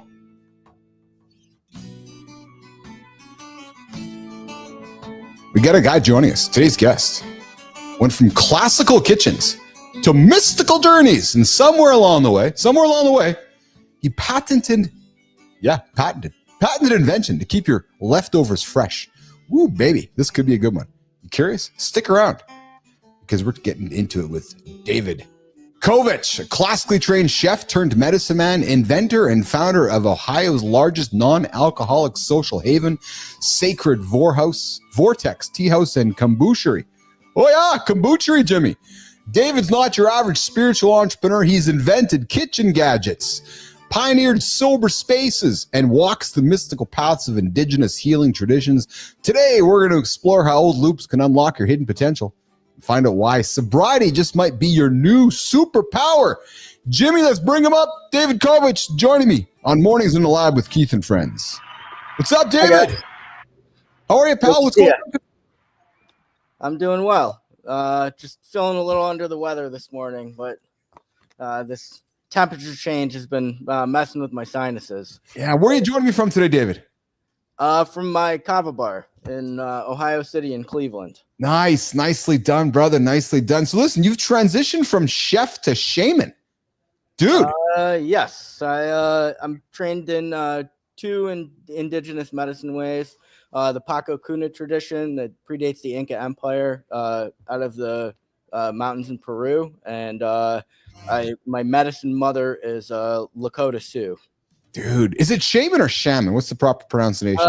Medicine man. It's shaman is actually a very general term that actually only applies to the Tungus tribe in Siberia. Those are the only true shamans. When the explorers were exploring, I guess, for lack of a better term, they went to Siberia and saw these people practicing their medicine way, and then they went to other parts of the world and saw people doing basically the same thing, which just a little bit different language. So they labeled them shamans too. Dude, that's awesome. Hey, Renee DeVore, I see you there in the green room. Thanks for hanging out with us this morning on Mornings in the Lab. Jimmy, we're going to bring Renee in a couple minutes. Let's bring Renee into the conversation. Not just yet. Let's bring Renee in a couple minutes. We'll have her join the chat with myself and the shaman himself, David Kovatch. Hey, David, why do you think people are increasingly seeking alternatives to alcohol? There's a massive shift happening in the world right now, which is, I grew up in a world of just crushing beers and crushing whiskey and just alcohol. But the world is changing. My kids aren't interested in it. There's so many alternative choices to alcohol now. Why do you think that is? There's been a mass awakening. COVID really woke a lot of people up to many things, and people are realizing that alcohol is poison and looking for alternative options. Interesting. Yeah. Alcohol lowers your frequency and keeps you in the dark. So do you think that when people were sitting around in COVID and just drinking up a fucking storm and getting drunk and hungover, that the lights started going on saying, geez, why am I just sitting here feeling shitty about myself? And I'm going to stop drinking. And I'm being literal. Like, did it largely happen by accident? Do you think that way? Because people are like, this is just boring sitting around and drinking. And then all of a sudden it's like, it's the same thing. And then they wake up going, there's a better choice. Like, do you think it happened? Yes, absolutely. Yeah. Yep. People are far more health conscious over the last 5-6 years than they ever have been. People are waking up to the fact that our food is poisoned, that alcohol is poison, and Western medicine is not what it paints itself to be.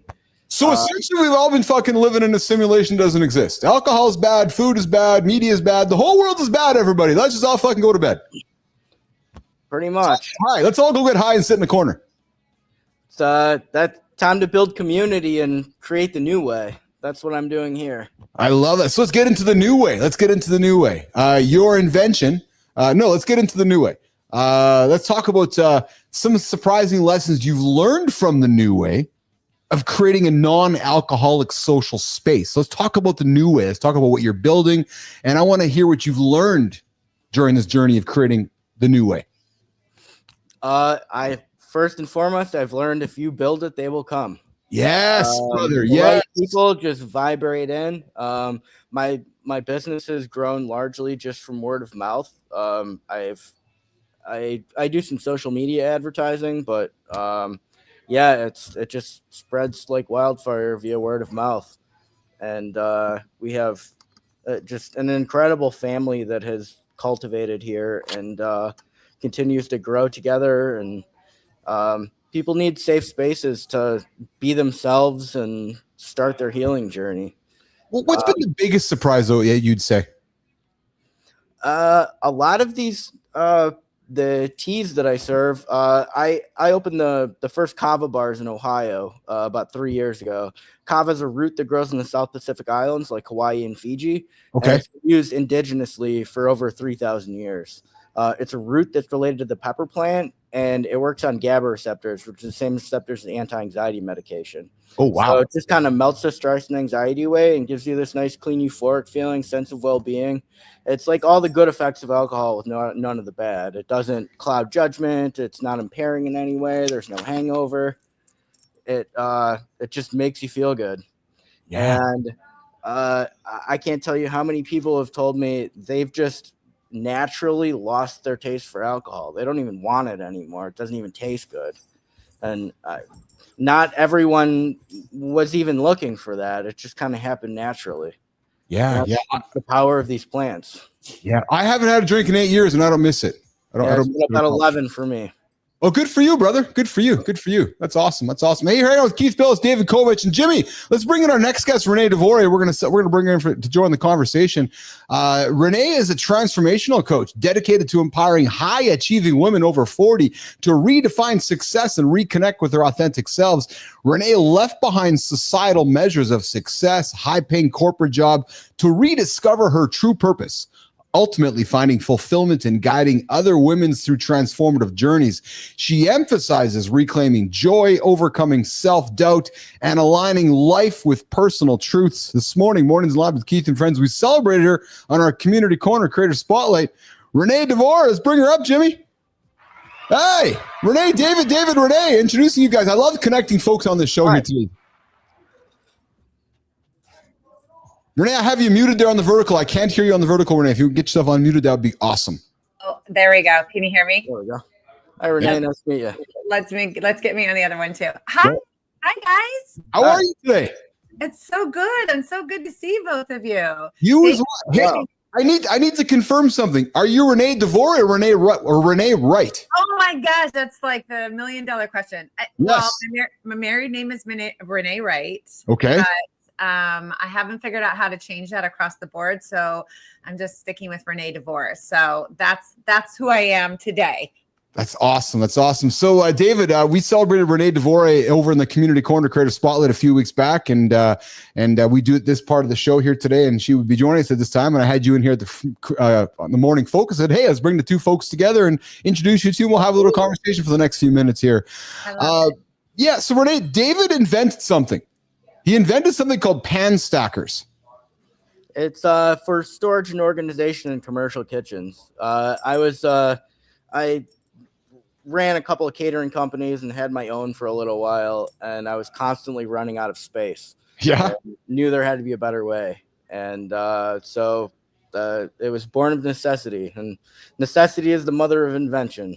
So was that born out of pure culinary frustration, or was it something like divine inspiration? Like, oh, I got to create this, or was it a problem needing to be solved? Yes, it was a problem needing to be solved, and no one ever came up with a solution. Everyone just kind of accepted how things were. My invention is for stacking and organizing hotel pans, which are the metal pans that fit inside of like coolers on prep lines and in chafing dishes for buffets. And the pans are designed to fit into each other for storage. Okay. So when you're prepping a whole bunch of food, high volume ahead of time, you wrap pans with foil, you label and date with a permanent marker, and then you have to stack them staggered or crisscross so they don't fall into each other and crush what's in underneath. Dude. So my invention sits around the rim of the pan, and then so you can stack them directly on top of each other, and then there's a 90-degree bend in the front where you can attach a label. So all your labels are forward facing. You don't need to go through the pans to look at the top of the foil to know what's in it. It saves a ton of time. It saves a ton of space in your walk-in. It essentially doubles your space. Jimmy, this guy's got it figured out. Renee, this guy's fucking, you got it sorted out, brother. I want to come into your kitchen. Like, it's labeled and just organized and shit. That's awesome. David, you brought up a comment about frequency and energy earlier on here. And Renee, your LinkedIn profile mentions that you're an energy seeker. Does this mean that you finally ditched the coffee, or is caffeine still part of the spiritual journey? Or when when you say you're an energy seeker, what does that mean?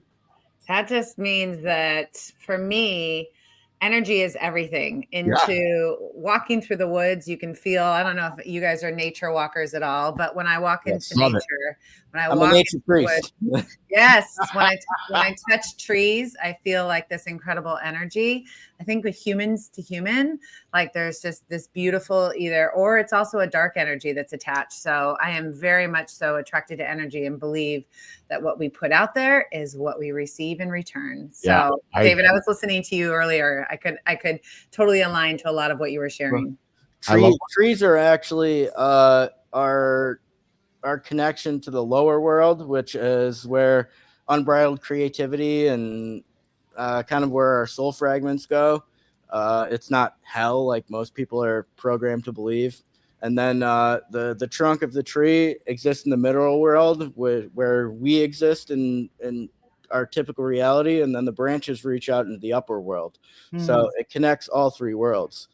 And as we move into the 5D, we're actually merging those three worlds together and creating a new one. Keith, do you know what the 5D is? I don't. Nope. No, I don't. Oh, the fifth dimension, maybe? Yes. Oh, which dimension? Renee, do you know the 5D? Yeah. So, I mean, most of us are in 3D right now, right? 3 and 4D. And the 5D is kind of what David was talking about. It's just like taking that higher consciousness. So I'm not going to get too woo here with everybody, but it's really that higher consciousness that we all have within us. It's just is our responsibility to figure out how we get to that higher level of being, doing, and thinking. So I won't bore you with all the woo stuff, but yeah, I'm still in 3D.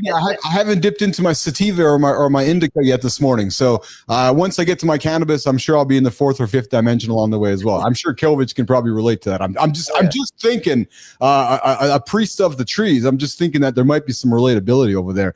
Hey, Renee, so you swapped boardroom stress for beach town bliss in Mexico. Yeah. So, tell us honestly, was it just, hey, Kovatch, was she just blasted on margaritas one night, or was she just fucking meditating going, oh, I got to get out of here. I got to get on the board and get to Mexico. Renee, break the news to all of us with Business Athlete Mornings in the Lab Nation. Was it a bad hangover of margaritas? Was it a good meditation session going, I'm heading to Mexico?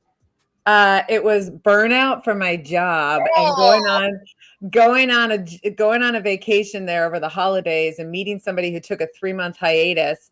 And I was like, why can't I live this life? By the way, I didn't come from corporate. I was a principal. I was a high school principal. Okay. Yeah. And I was a high school principal for 16 years. And the wall started caving in on me. The box, the system, the matrix, all of it just started kind of caving in on me. And I met this guy down there who was like, I'm taking 3 months off. And I was like, why can't I do that? I literally came home, quit my job, asked my assistants in my office, would it be crazy if I moved to Mexico? They said, absolutely not. I was like, that was me sprinkling it into the universe. Yes. And then I sold my house. I sold my car. I sold everything I owned. And I packed up 2 suitcases and my dog, and we moved to Puerto Vallarta, Mexico for a year, which, by the way, David, you'll appreciate this too, is the energy vortex. And there's lots of them around the world, but Puerto Vallarta is also has this energy vortex with this beautiful, beautiful energy attached to the land there. So I spent a little under a year there, and then I fell back into education, became a principal again in Vermont, and hated it within the first week. And then I got stuck in the pandemic and I had nowhere to go. And then, so there's more to that story, but that's it. I went to Mexico. First couple months were great, probably too much tequila on the beach. And then realized I wasn't on vacation anymore and I had to figure out what to do with my life. I got a little taste of what retirement feels like, right? It's like, then you're like, now what do I do with my life? And pretty much everybody in Puerto Vallarta, by the way, who lives there full time is over the age of probably 65 to 70.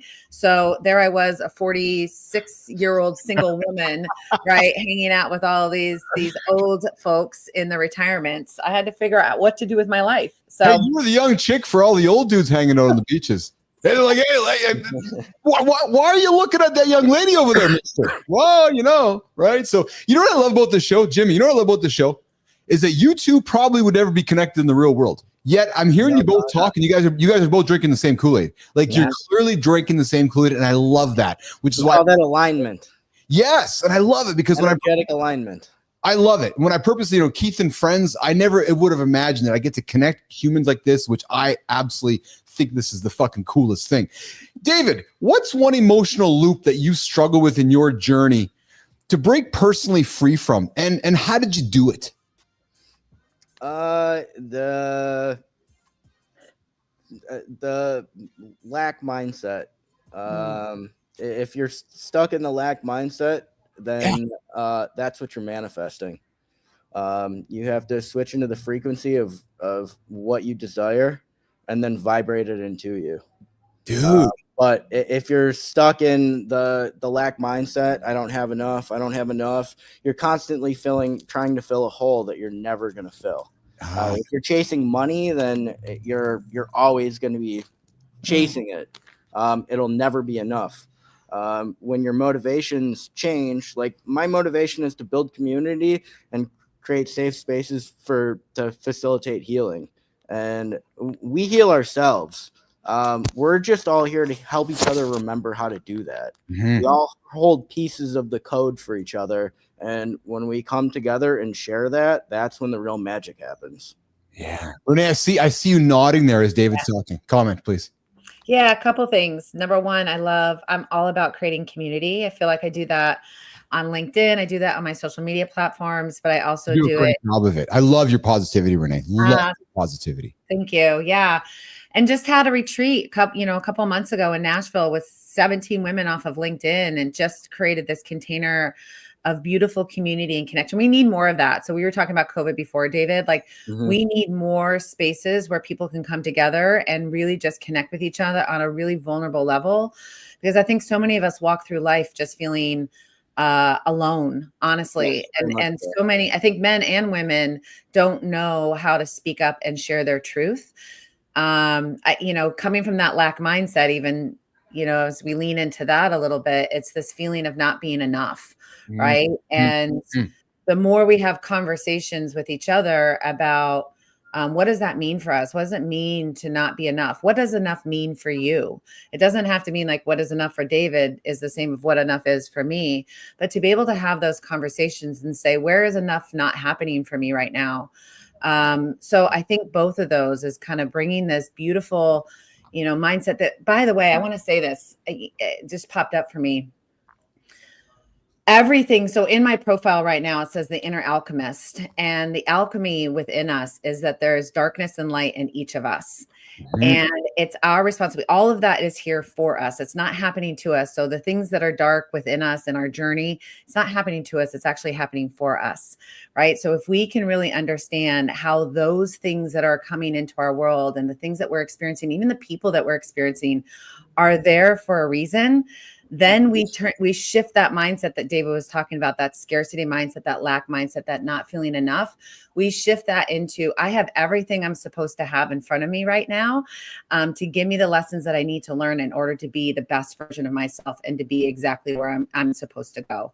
So I love being on this with David because it's great. Although I haven't experienced plant medicines, I definitely understand the journey. So I really appreciate being on this call today.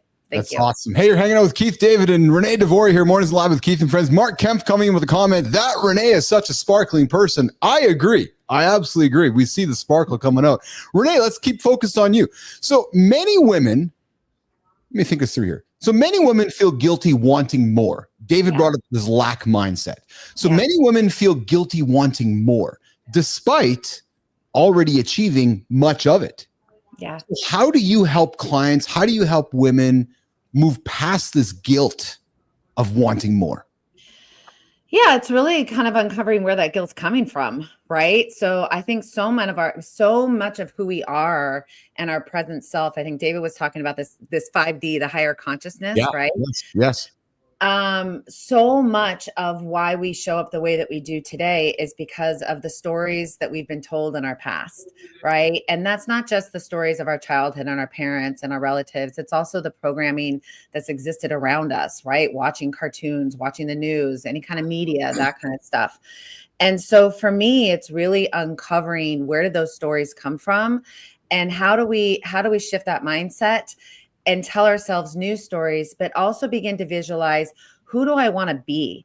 If I'm not that person right now, who's the person that I want to show up as in my greatest version of myself? So usually I have people kind of just identify what those adjectives might be to describe them. And then we work to get there. So we kind of deprogram the programming, the beliefs that we've held on to for so long that tell us that we have to show up this way. And then work on creating a different mindset so that we can get to the place that we want to. I will say probably at the core of all of this is really about how do we speak our truth, right? What is our truth and how do we align the life that we're currently living? That includes the people, the experiences, the jobs.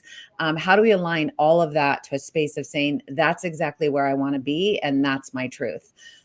I think I answered your question. Absolutely. Yeah. David, comments on anything to add to what Renee just said? Yeah. We are under no obligation to be the same person we were 5 minutes ago. We're all playing characters and the world's a stage. This is all simulation anyway.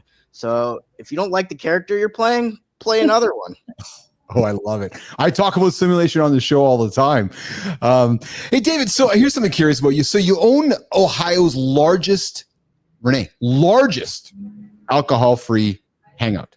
That sounds great. And I can only imagine. I actually took over a former brewery, a beer brewery, and turned it into a kombucha and botanical soda brewery. The irony is not lost upon anybody there, David. So I'll give you a little tour here. Hey, that's awesome. Oh, dude, that's awesome. Right here on the show, too. I love it. So, hey, what's the weirdest thing? Oh, fuck. Jimmy, check this out, bro. This is awesome. Amazing. This is awesome, man. Oh, my God. This is fantastic. So what's the weirdest thing somebody's ordered? Nobody. I mean, we have a pretty set menu. We have botanical blends that are really good for pain and inflammation. Some are good for energy boost. Some are just good for relaxation and sleep. Some of the plants we serve are natural SSRIs, so basically nature's antidepressants. We have herbs and flowers that are really good for meditation and lucid dreaming. We kind of just tailor to how you want to feel. I love it. I don't recall, and believe me, I have a lot of knowledge in this. I just don't recall. Is your state cannabis legalized? Yes, as of about a year ago. Yeah, so I live in a federally legalized country, which I love. So I'm just curious about Renee. I see your eyes going up. Yes, there's more. Where is that? I'm in Canada. There's actually 163 cannabis shops in my city. There's actually some places, true story, no exaggeration, where you come to the corner, there's a cannabis shop on all four corners. It's unbelievable to me. Hey, I got a question for both you guys, and it's something that you said it makes me curious. David, you talked to being in a simulation, and Renee, I think I can suspect you have some curiosity around this idea as well. But here's the question for both you guys. David, starting with you, Renee next. Can success and happiness truly coexist at once, or must one always sacrifice something? David, starting with you. Yes, they can coexist, but it also takes sacrifice. We don't grow during the good times and the times of complacency. We grow during the times of trial and tribulation. That's when we have our breakthroughs. So, I mean, I look for puzzles to solve. I don't rest on my laurels. I'm always moving forward. Renee, what's your comment on that? Absolutely. I used to define success so differently. I think it's really, how do you define success? I think that's the number one question. And I think in my past life, which is just a few years ago, I would have probably defined that by being able to have a good amount of money in my bank account and being able to travel and, all the external things that really don't matter to your happiness and to your long-term happiness. A lot of people think that it does.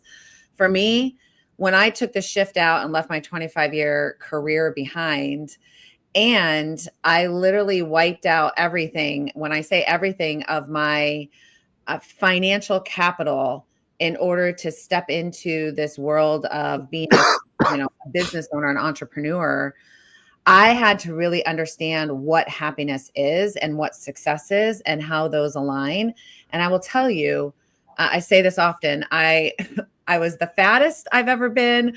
I was the poorest I've ever been, yet I was the happiest I had ever been. Mm-hmm. And a lot of that just really came to the way that I was living my life. And it was so much different than I had done when I was a principal. And I had, a mid six-figure salary, significant salary for 16 years. And to go from that to nothing for 16 months, you really have to, I think, examine what success looks like, what it means for you. And where else can you find happiness if it's not attached to money? So I absolutely believe that they can coexist. I think you need to redefine what success means for you on a level that doesn't necessarily bring you that instant gratification, right? Which is often what money does. If you're walking your path and fulfilling your mission, abundance comes when your house is in order. It's just a natural byproduct. So if your motivations are pure, like I'm here to build community, share my medicine with the world, and change the world through it. And that's my motivation. I don't think about money.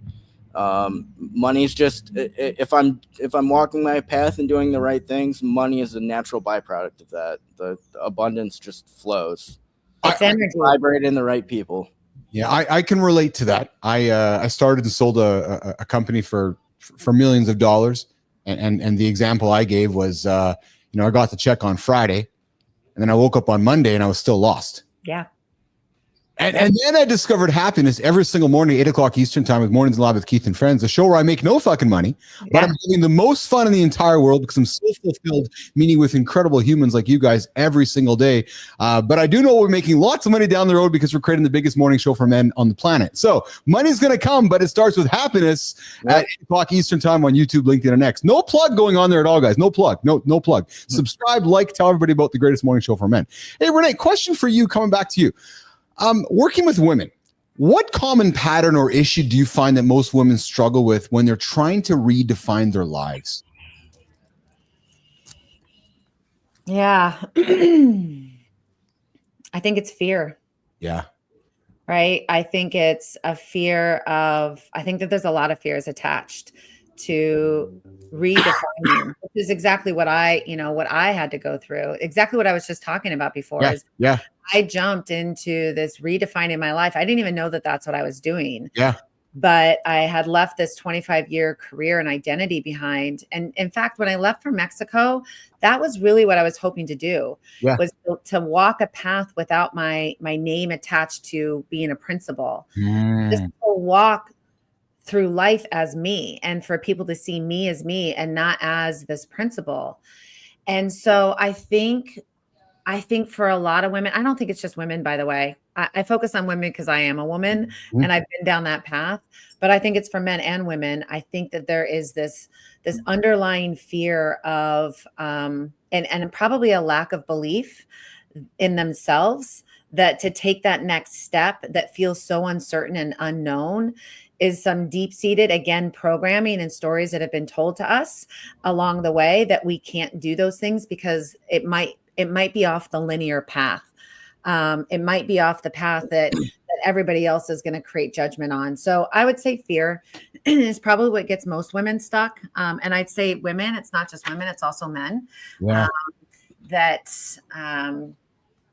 Not knowing what's ahead for us. And I think David will agree with this. And Keith, I get the feeling that you would too, is that when we take that leap, we're leaping into ourselves. We're leaping into this belief and really sending that energy, going full circle into the beginning of our conversation, going into the energy of ourselves and saying, I believe so much in myself that that's the energy you put out into the universe. And the universe responds back to you and says, I'm going to take care of you.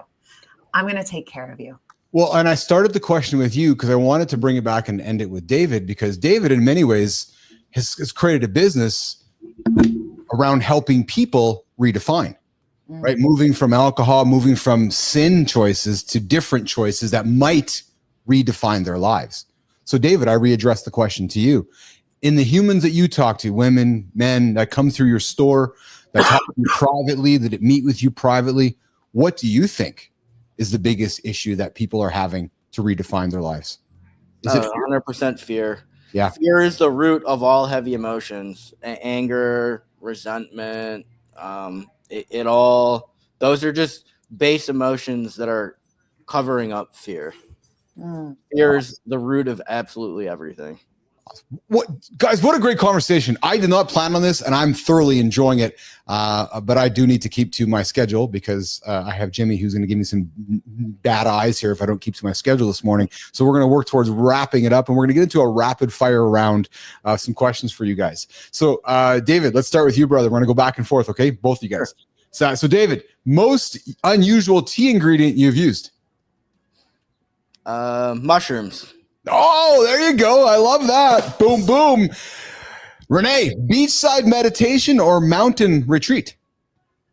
Beachside meditation. I know. That's a really tough one, Keith. I love them both. Yes, you and me both. Although I'm not the beach guy, I'm a mountain guy. And you know, we talk about walking. As I went through a journey in life, I sold my company, went through divorce, just journey in life. I trekked a number of treks on the planet. I climbed Kilimanjaro, trekked Inca Trail, trekked across Iceland. Why, Renee? Because every time I kept walking forward, I was walking past and away from my former self. Yeah. And for me, it was how I walked away from my identity. Yeah. When you think about a mountain, the mountain's a metaphor because you can't see on the other side of it. And I don't know anybody who's ever walked atop, and you don't got it. I'm not talking about crampons and fucking Mount Everest. No, I'm literally talking walking. I've never known anybody who said, I regret climbing that mountain. No, if you're looking to make a change in your life, go do a trek. Because I promise you, you will never look back going, man, I wish I was at the back at the beginning before. Yeah. So the greatest way to move forward in life is go for a trek. Trust me. Renee, guilty pleasure you'll never apologize for.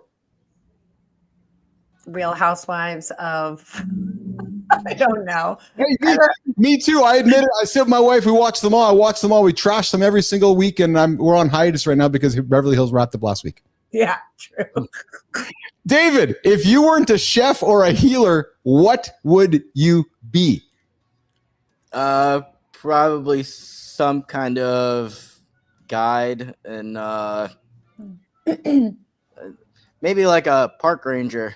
I mean, I would love to just hang out in Yellowstone all day, every day. Nice. Renee, most overrated career advice? Oh, that you need to climb the ladder. Oh, there you go. Or actually, I think it's this one. That's probably a little more appropriate. David, best advice you have ignored? Follow my gut. Oh, interesting. Elaborate. I'm I don't know if you know anything about human design, but I'm a manifesting generator, and my gut is what I'm supposed to listen to. And I have spent a lot of my life listening to my intuition, and it's led me down some interesting paths. So I had to reprogram myself to listen to my gut before my intuition. Oh, I love it. Yeah, I can relate to that. There's times where I haven't listened to my gut, and I've like, oh, I listened to my gut. All right, last fast hitter for both of you guys. Same question. Renee, starting with you. Song you secretly dance to, and don't say Pink Pony Club, da-na-na-na-na, because I'm not putting it in your ear. I put the worm in your ear. But what's the secret song you secretly dance to, Renee DeVore? I don't know, because I don't know the names of many of the songs, to be quite honest with you. I dance to whatever music is. Honestly, I'm so big into Noah Kahn right now. And so anything having to do with my most recent state, which is Vermont, I love dancing. So I dance to anything. So I don't have a particular song in mind. Sorry, can't answer that. David, what about you, brother? I don't really have a particular song in mind either, but reggae really gets me moving. Love it, love it, love it. Closing questions for each of you. David, if your life story became a Netflix series, what's the title of episode number 1? The Shaman. The Struggle. Oh, I like that. That's pretty good. And Renee DeVore, if your life had a theme song, what would it be, and why does it speak to your journey? Ooh, Facts of Life. Yeah, you're dating yourself now, kid. Right? Facts of Life is that every single experience I've ever had in this life has led me to exactly where I am right now, and it will continue to be that throughout my journey. That's awesome. Renee DeVore, David Kovatch, Keith Bellis, Mornings in the Lab with Keith and Friends, the only morning show for you guys to get your ass to bed, 8 o'clock Eastern Time, LinkedIn, YouTube, and X. We're starting to wrap it up. We are in the community corner segment of the show here, and we were introduced to Renee because we celebrated her. David, we didn't celebrate you, brother. I just came and knocked on your door because I thought you were interesting. I'm like, I like this guy. Some interesting shit. So I brought you on the show. So, hey, you got the shortcut here. We had to celebrate Renee, then we invite her in. But now Renee is going to pay it forward, and we are going to celebrate somebody in Renee's orbit. Oh, yeah. So, hey, guys, you can feel it in the room. The meeting's dragging. The ideas are safe. The energy's gone flat. And it's not because people don't care. David, they're not caring. They're not high. They're not drunk. No, it's not because they don't care. It's because creativity has been buried underneath the process. I've been there. I've been part of those things. Like, where the fuck's the creativity? Oh, it's over there, Keith, underneath the carpet with all the process. Huh? What? And no one's sure how to bring it back. I've been part of those conversations too. How do we get the creativity back? I don't know. Let's go smoke a blunt.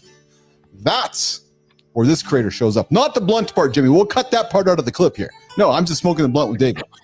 She doesn't just believe in creativity, the one we're going to celebrate today. No, this person helps people actually use it. Not in theory, but in real time. In rooms that need a spark. In teams that are stuck. In cultures that are ready to shift. Nation, Mornings in the Lab Nation, I invite you to take a minute out of your day to welcome and celebrate with me today, this morning, Mary Messner. There we go, Jimmy.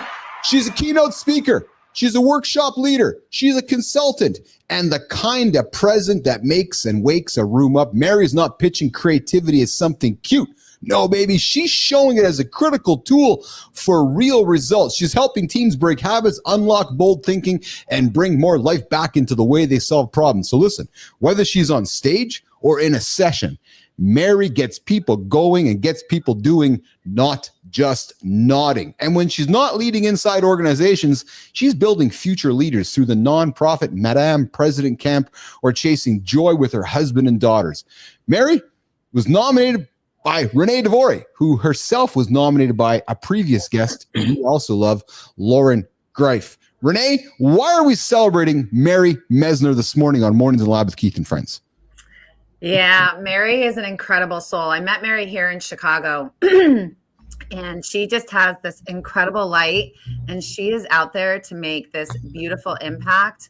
I don't think just on women, but on the world. Creativity is at the core of what ignites all of us, every single one of us. And she talks a lot about that in a lot of different forms. I think we think of creativity as like, a painter or a drawer or somebody sits behind a potter's wheel, and that's just not true. We get to create every single day. And so Mary shines that light on the importance of creativity in our lives, and really is making incredible impacts on stages all over right now in Kansas City. I have a feeling it's going to be nationwide pretty soon. Awesome. So Mary, here's how it works. Lauren nominated Renee, celebrated Renee. Renee's in the show. Renee has celebrated Mary. Now, Mary, we'd love to have you on the show. Maybe we'll bring David, come back to celebrate with you. So Mary, would love to have you on the show and invite somebody in your orbit so we can take the old big Mornings in the Lab light, shine it, and get it celebrating other people in the community. And there is our Mornings in the Lab Creator Spotlight on the Community Corner, wrapping up today's segment of the show. Wow, Jimmy, what a good show, man. 2 hours in, we're starting to wrap it up. David, how can Mornings in the Lab Nation connect with you, Business Athlete Nation connect with you, find you, work with you, engage with you? David Kovatch on Facebook. My website is thesacredvortex.com and panstackers.com. And moshi.love is my medicine community. We're organized as a church. Nice. Any final words to me, David, before we say goodbye, brother? Lead with love. You can't go wrong. Yes. It'll never leave you. There's no defense for it. You know what, dude? What a great way to wrap the show up, Jimmy. Because that's the first. I developed a manifesto from my team, and I wrote it down and I published it. My first thing is lead with love. Because everything else is irrelevant. If you can't lead with love, it all doesn't matter, right? It doesn't matter what sex you are, what color you are, what skin, it doesn't matter, nothing. Lead with love and magic will happen. You can even lead with love and not arrive at a conclusion, but you're still leading with love. David, I love that, man. Thank you for putting that out there. Renee, how can folks connect with you, find you, find you, and then closing comments from Renee DeVore? Yeah. First of all, I'm going to start with my closing comments. I really enjoyed. I didn't know what to expect coming on here today. I love being a part of a man's world. Even though I speak to women all the time, I've had plenty of men in my former life and in my current life. So thank you for allowing me to be a part of this and to meet David. It's so great. I can't wait to come down to Ohio and check you guys out. You can find me on LinkedIn under Renee DeVore. You can also find me on Instagram, Soul Growth Alchemy. And I'm just super pumped to be here. I can't wait. What a great way to start my Thursday. Thank you. Awesome. I appreciate it. Awesome. I love the energy you both brought. This is the second hour of our show. It's the bottom of the second hour here. And sometimes the energy, I'm always bringing the energy, and sometimes my guests are, mediocre and medium, but I saw David. I started talking to David, and I think I have a pretty good intuition. I saw Renee's face lighting up. I'm like, Jimmy, we got to bring Renee in because I think there's some vibration energy happening between these two. They don't even know it. And sure enough, Uncle Keith was right. What a great segment. And Jimmy's like, what a great segment to end the show. You guys were gold, man. You guys are gold. Thank you. Gold. Thanks for having me. Awesome. Well, definitely connect, Renee. Yes. We're going to grab a little coffee there today. Renee, I'd love to grab a coffee with you as well. I'm going to come knock on your door. I'd love to have a one-on-one with you, okay? Yes, absolutely. Awesome. So, Jimmy, let's walk them out to the green room, and I'm going to wrap up the segment, rack up the show, because I got my coffee maker fixer guy coming to my door here in a few moments. And as you guys who paid attention yesterday, I had to go for a piss. I left the show. I actually left the show for, 23 seconds? Yeah, you guys, where's Uncle Keith? I was just over there. So I got a couple things coming up. I got my dog that has to go for a piss. I got the coffee maker guy coming to fix the coffee machine. And I got Renee and David over in the green room saying goodbye. So I'm getting out of here. We're 2 hours into this, baby. And let's see here. I'm going to get the sound effect here. This one here. Yeah, there it is. All right. We're wrapping it up. On behalf of me, Renee, David, Johnny, David Maney. I got David's emailing me this morning. He's all validating his, I couldn't get the tech rolling. David, listen, you couldn't get the tech rolling because you're an Avalanche fan. Just admit it. Just admit it. I know why you couldn't get the tech rolling. Manny, I love you, man. Great conversation about media. Go back to the top of the show, guys. We talked about media. We talked with AJ about cuddling and hand holding, and we had a great conversation about energy and vibration with David and Renee here. Mornings Live with Keith and friends. We're getting after 8 o'clock Eastern time right here. LinkedIn, YouTube, and X. We'll see you guys tomorrow. Less than 24 hours. Jimmy, get me out of here. I'm gonna go down the stairs, or maybe I'll just fall like this.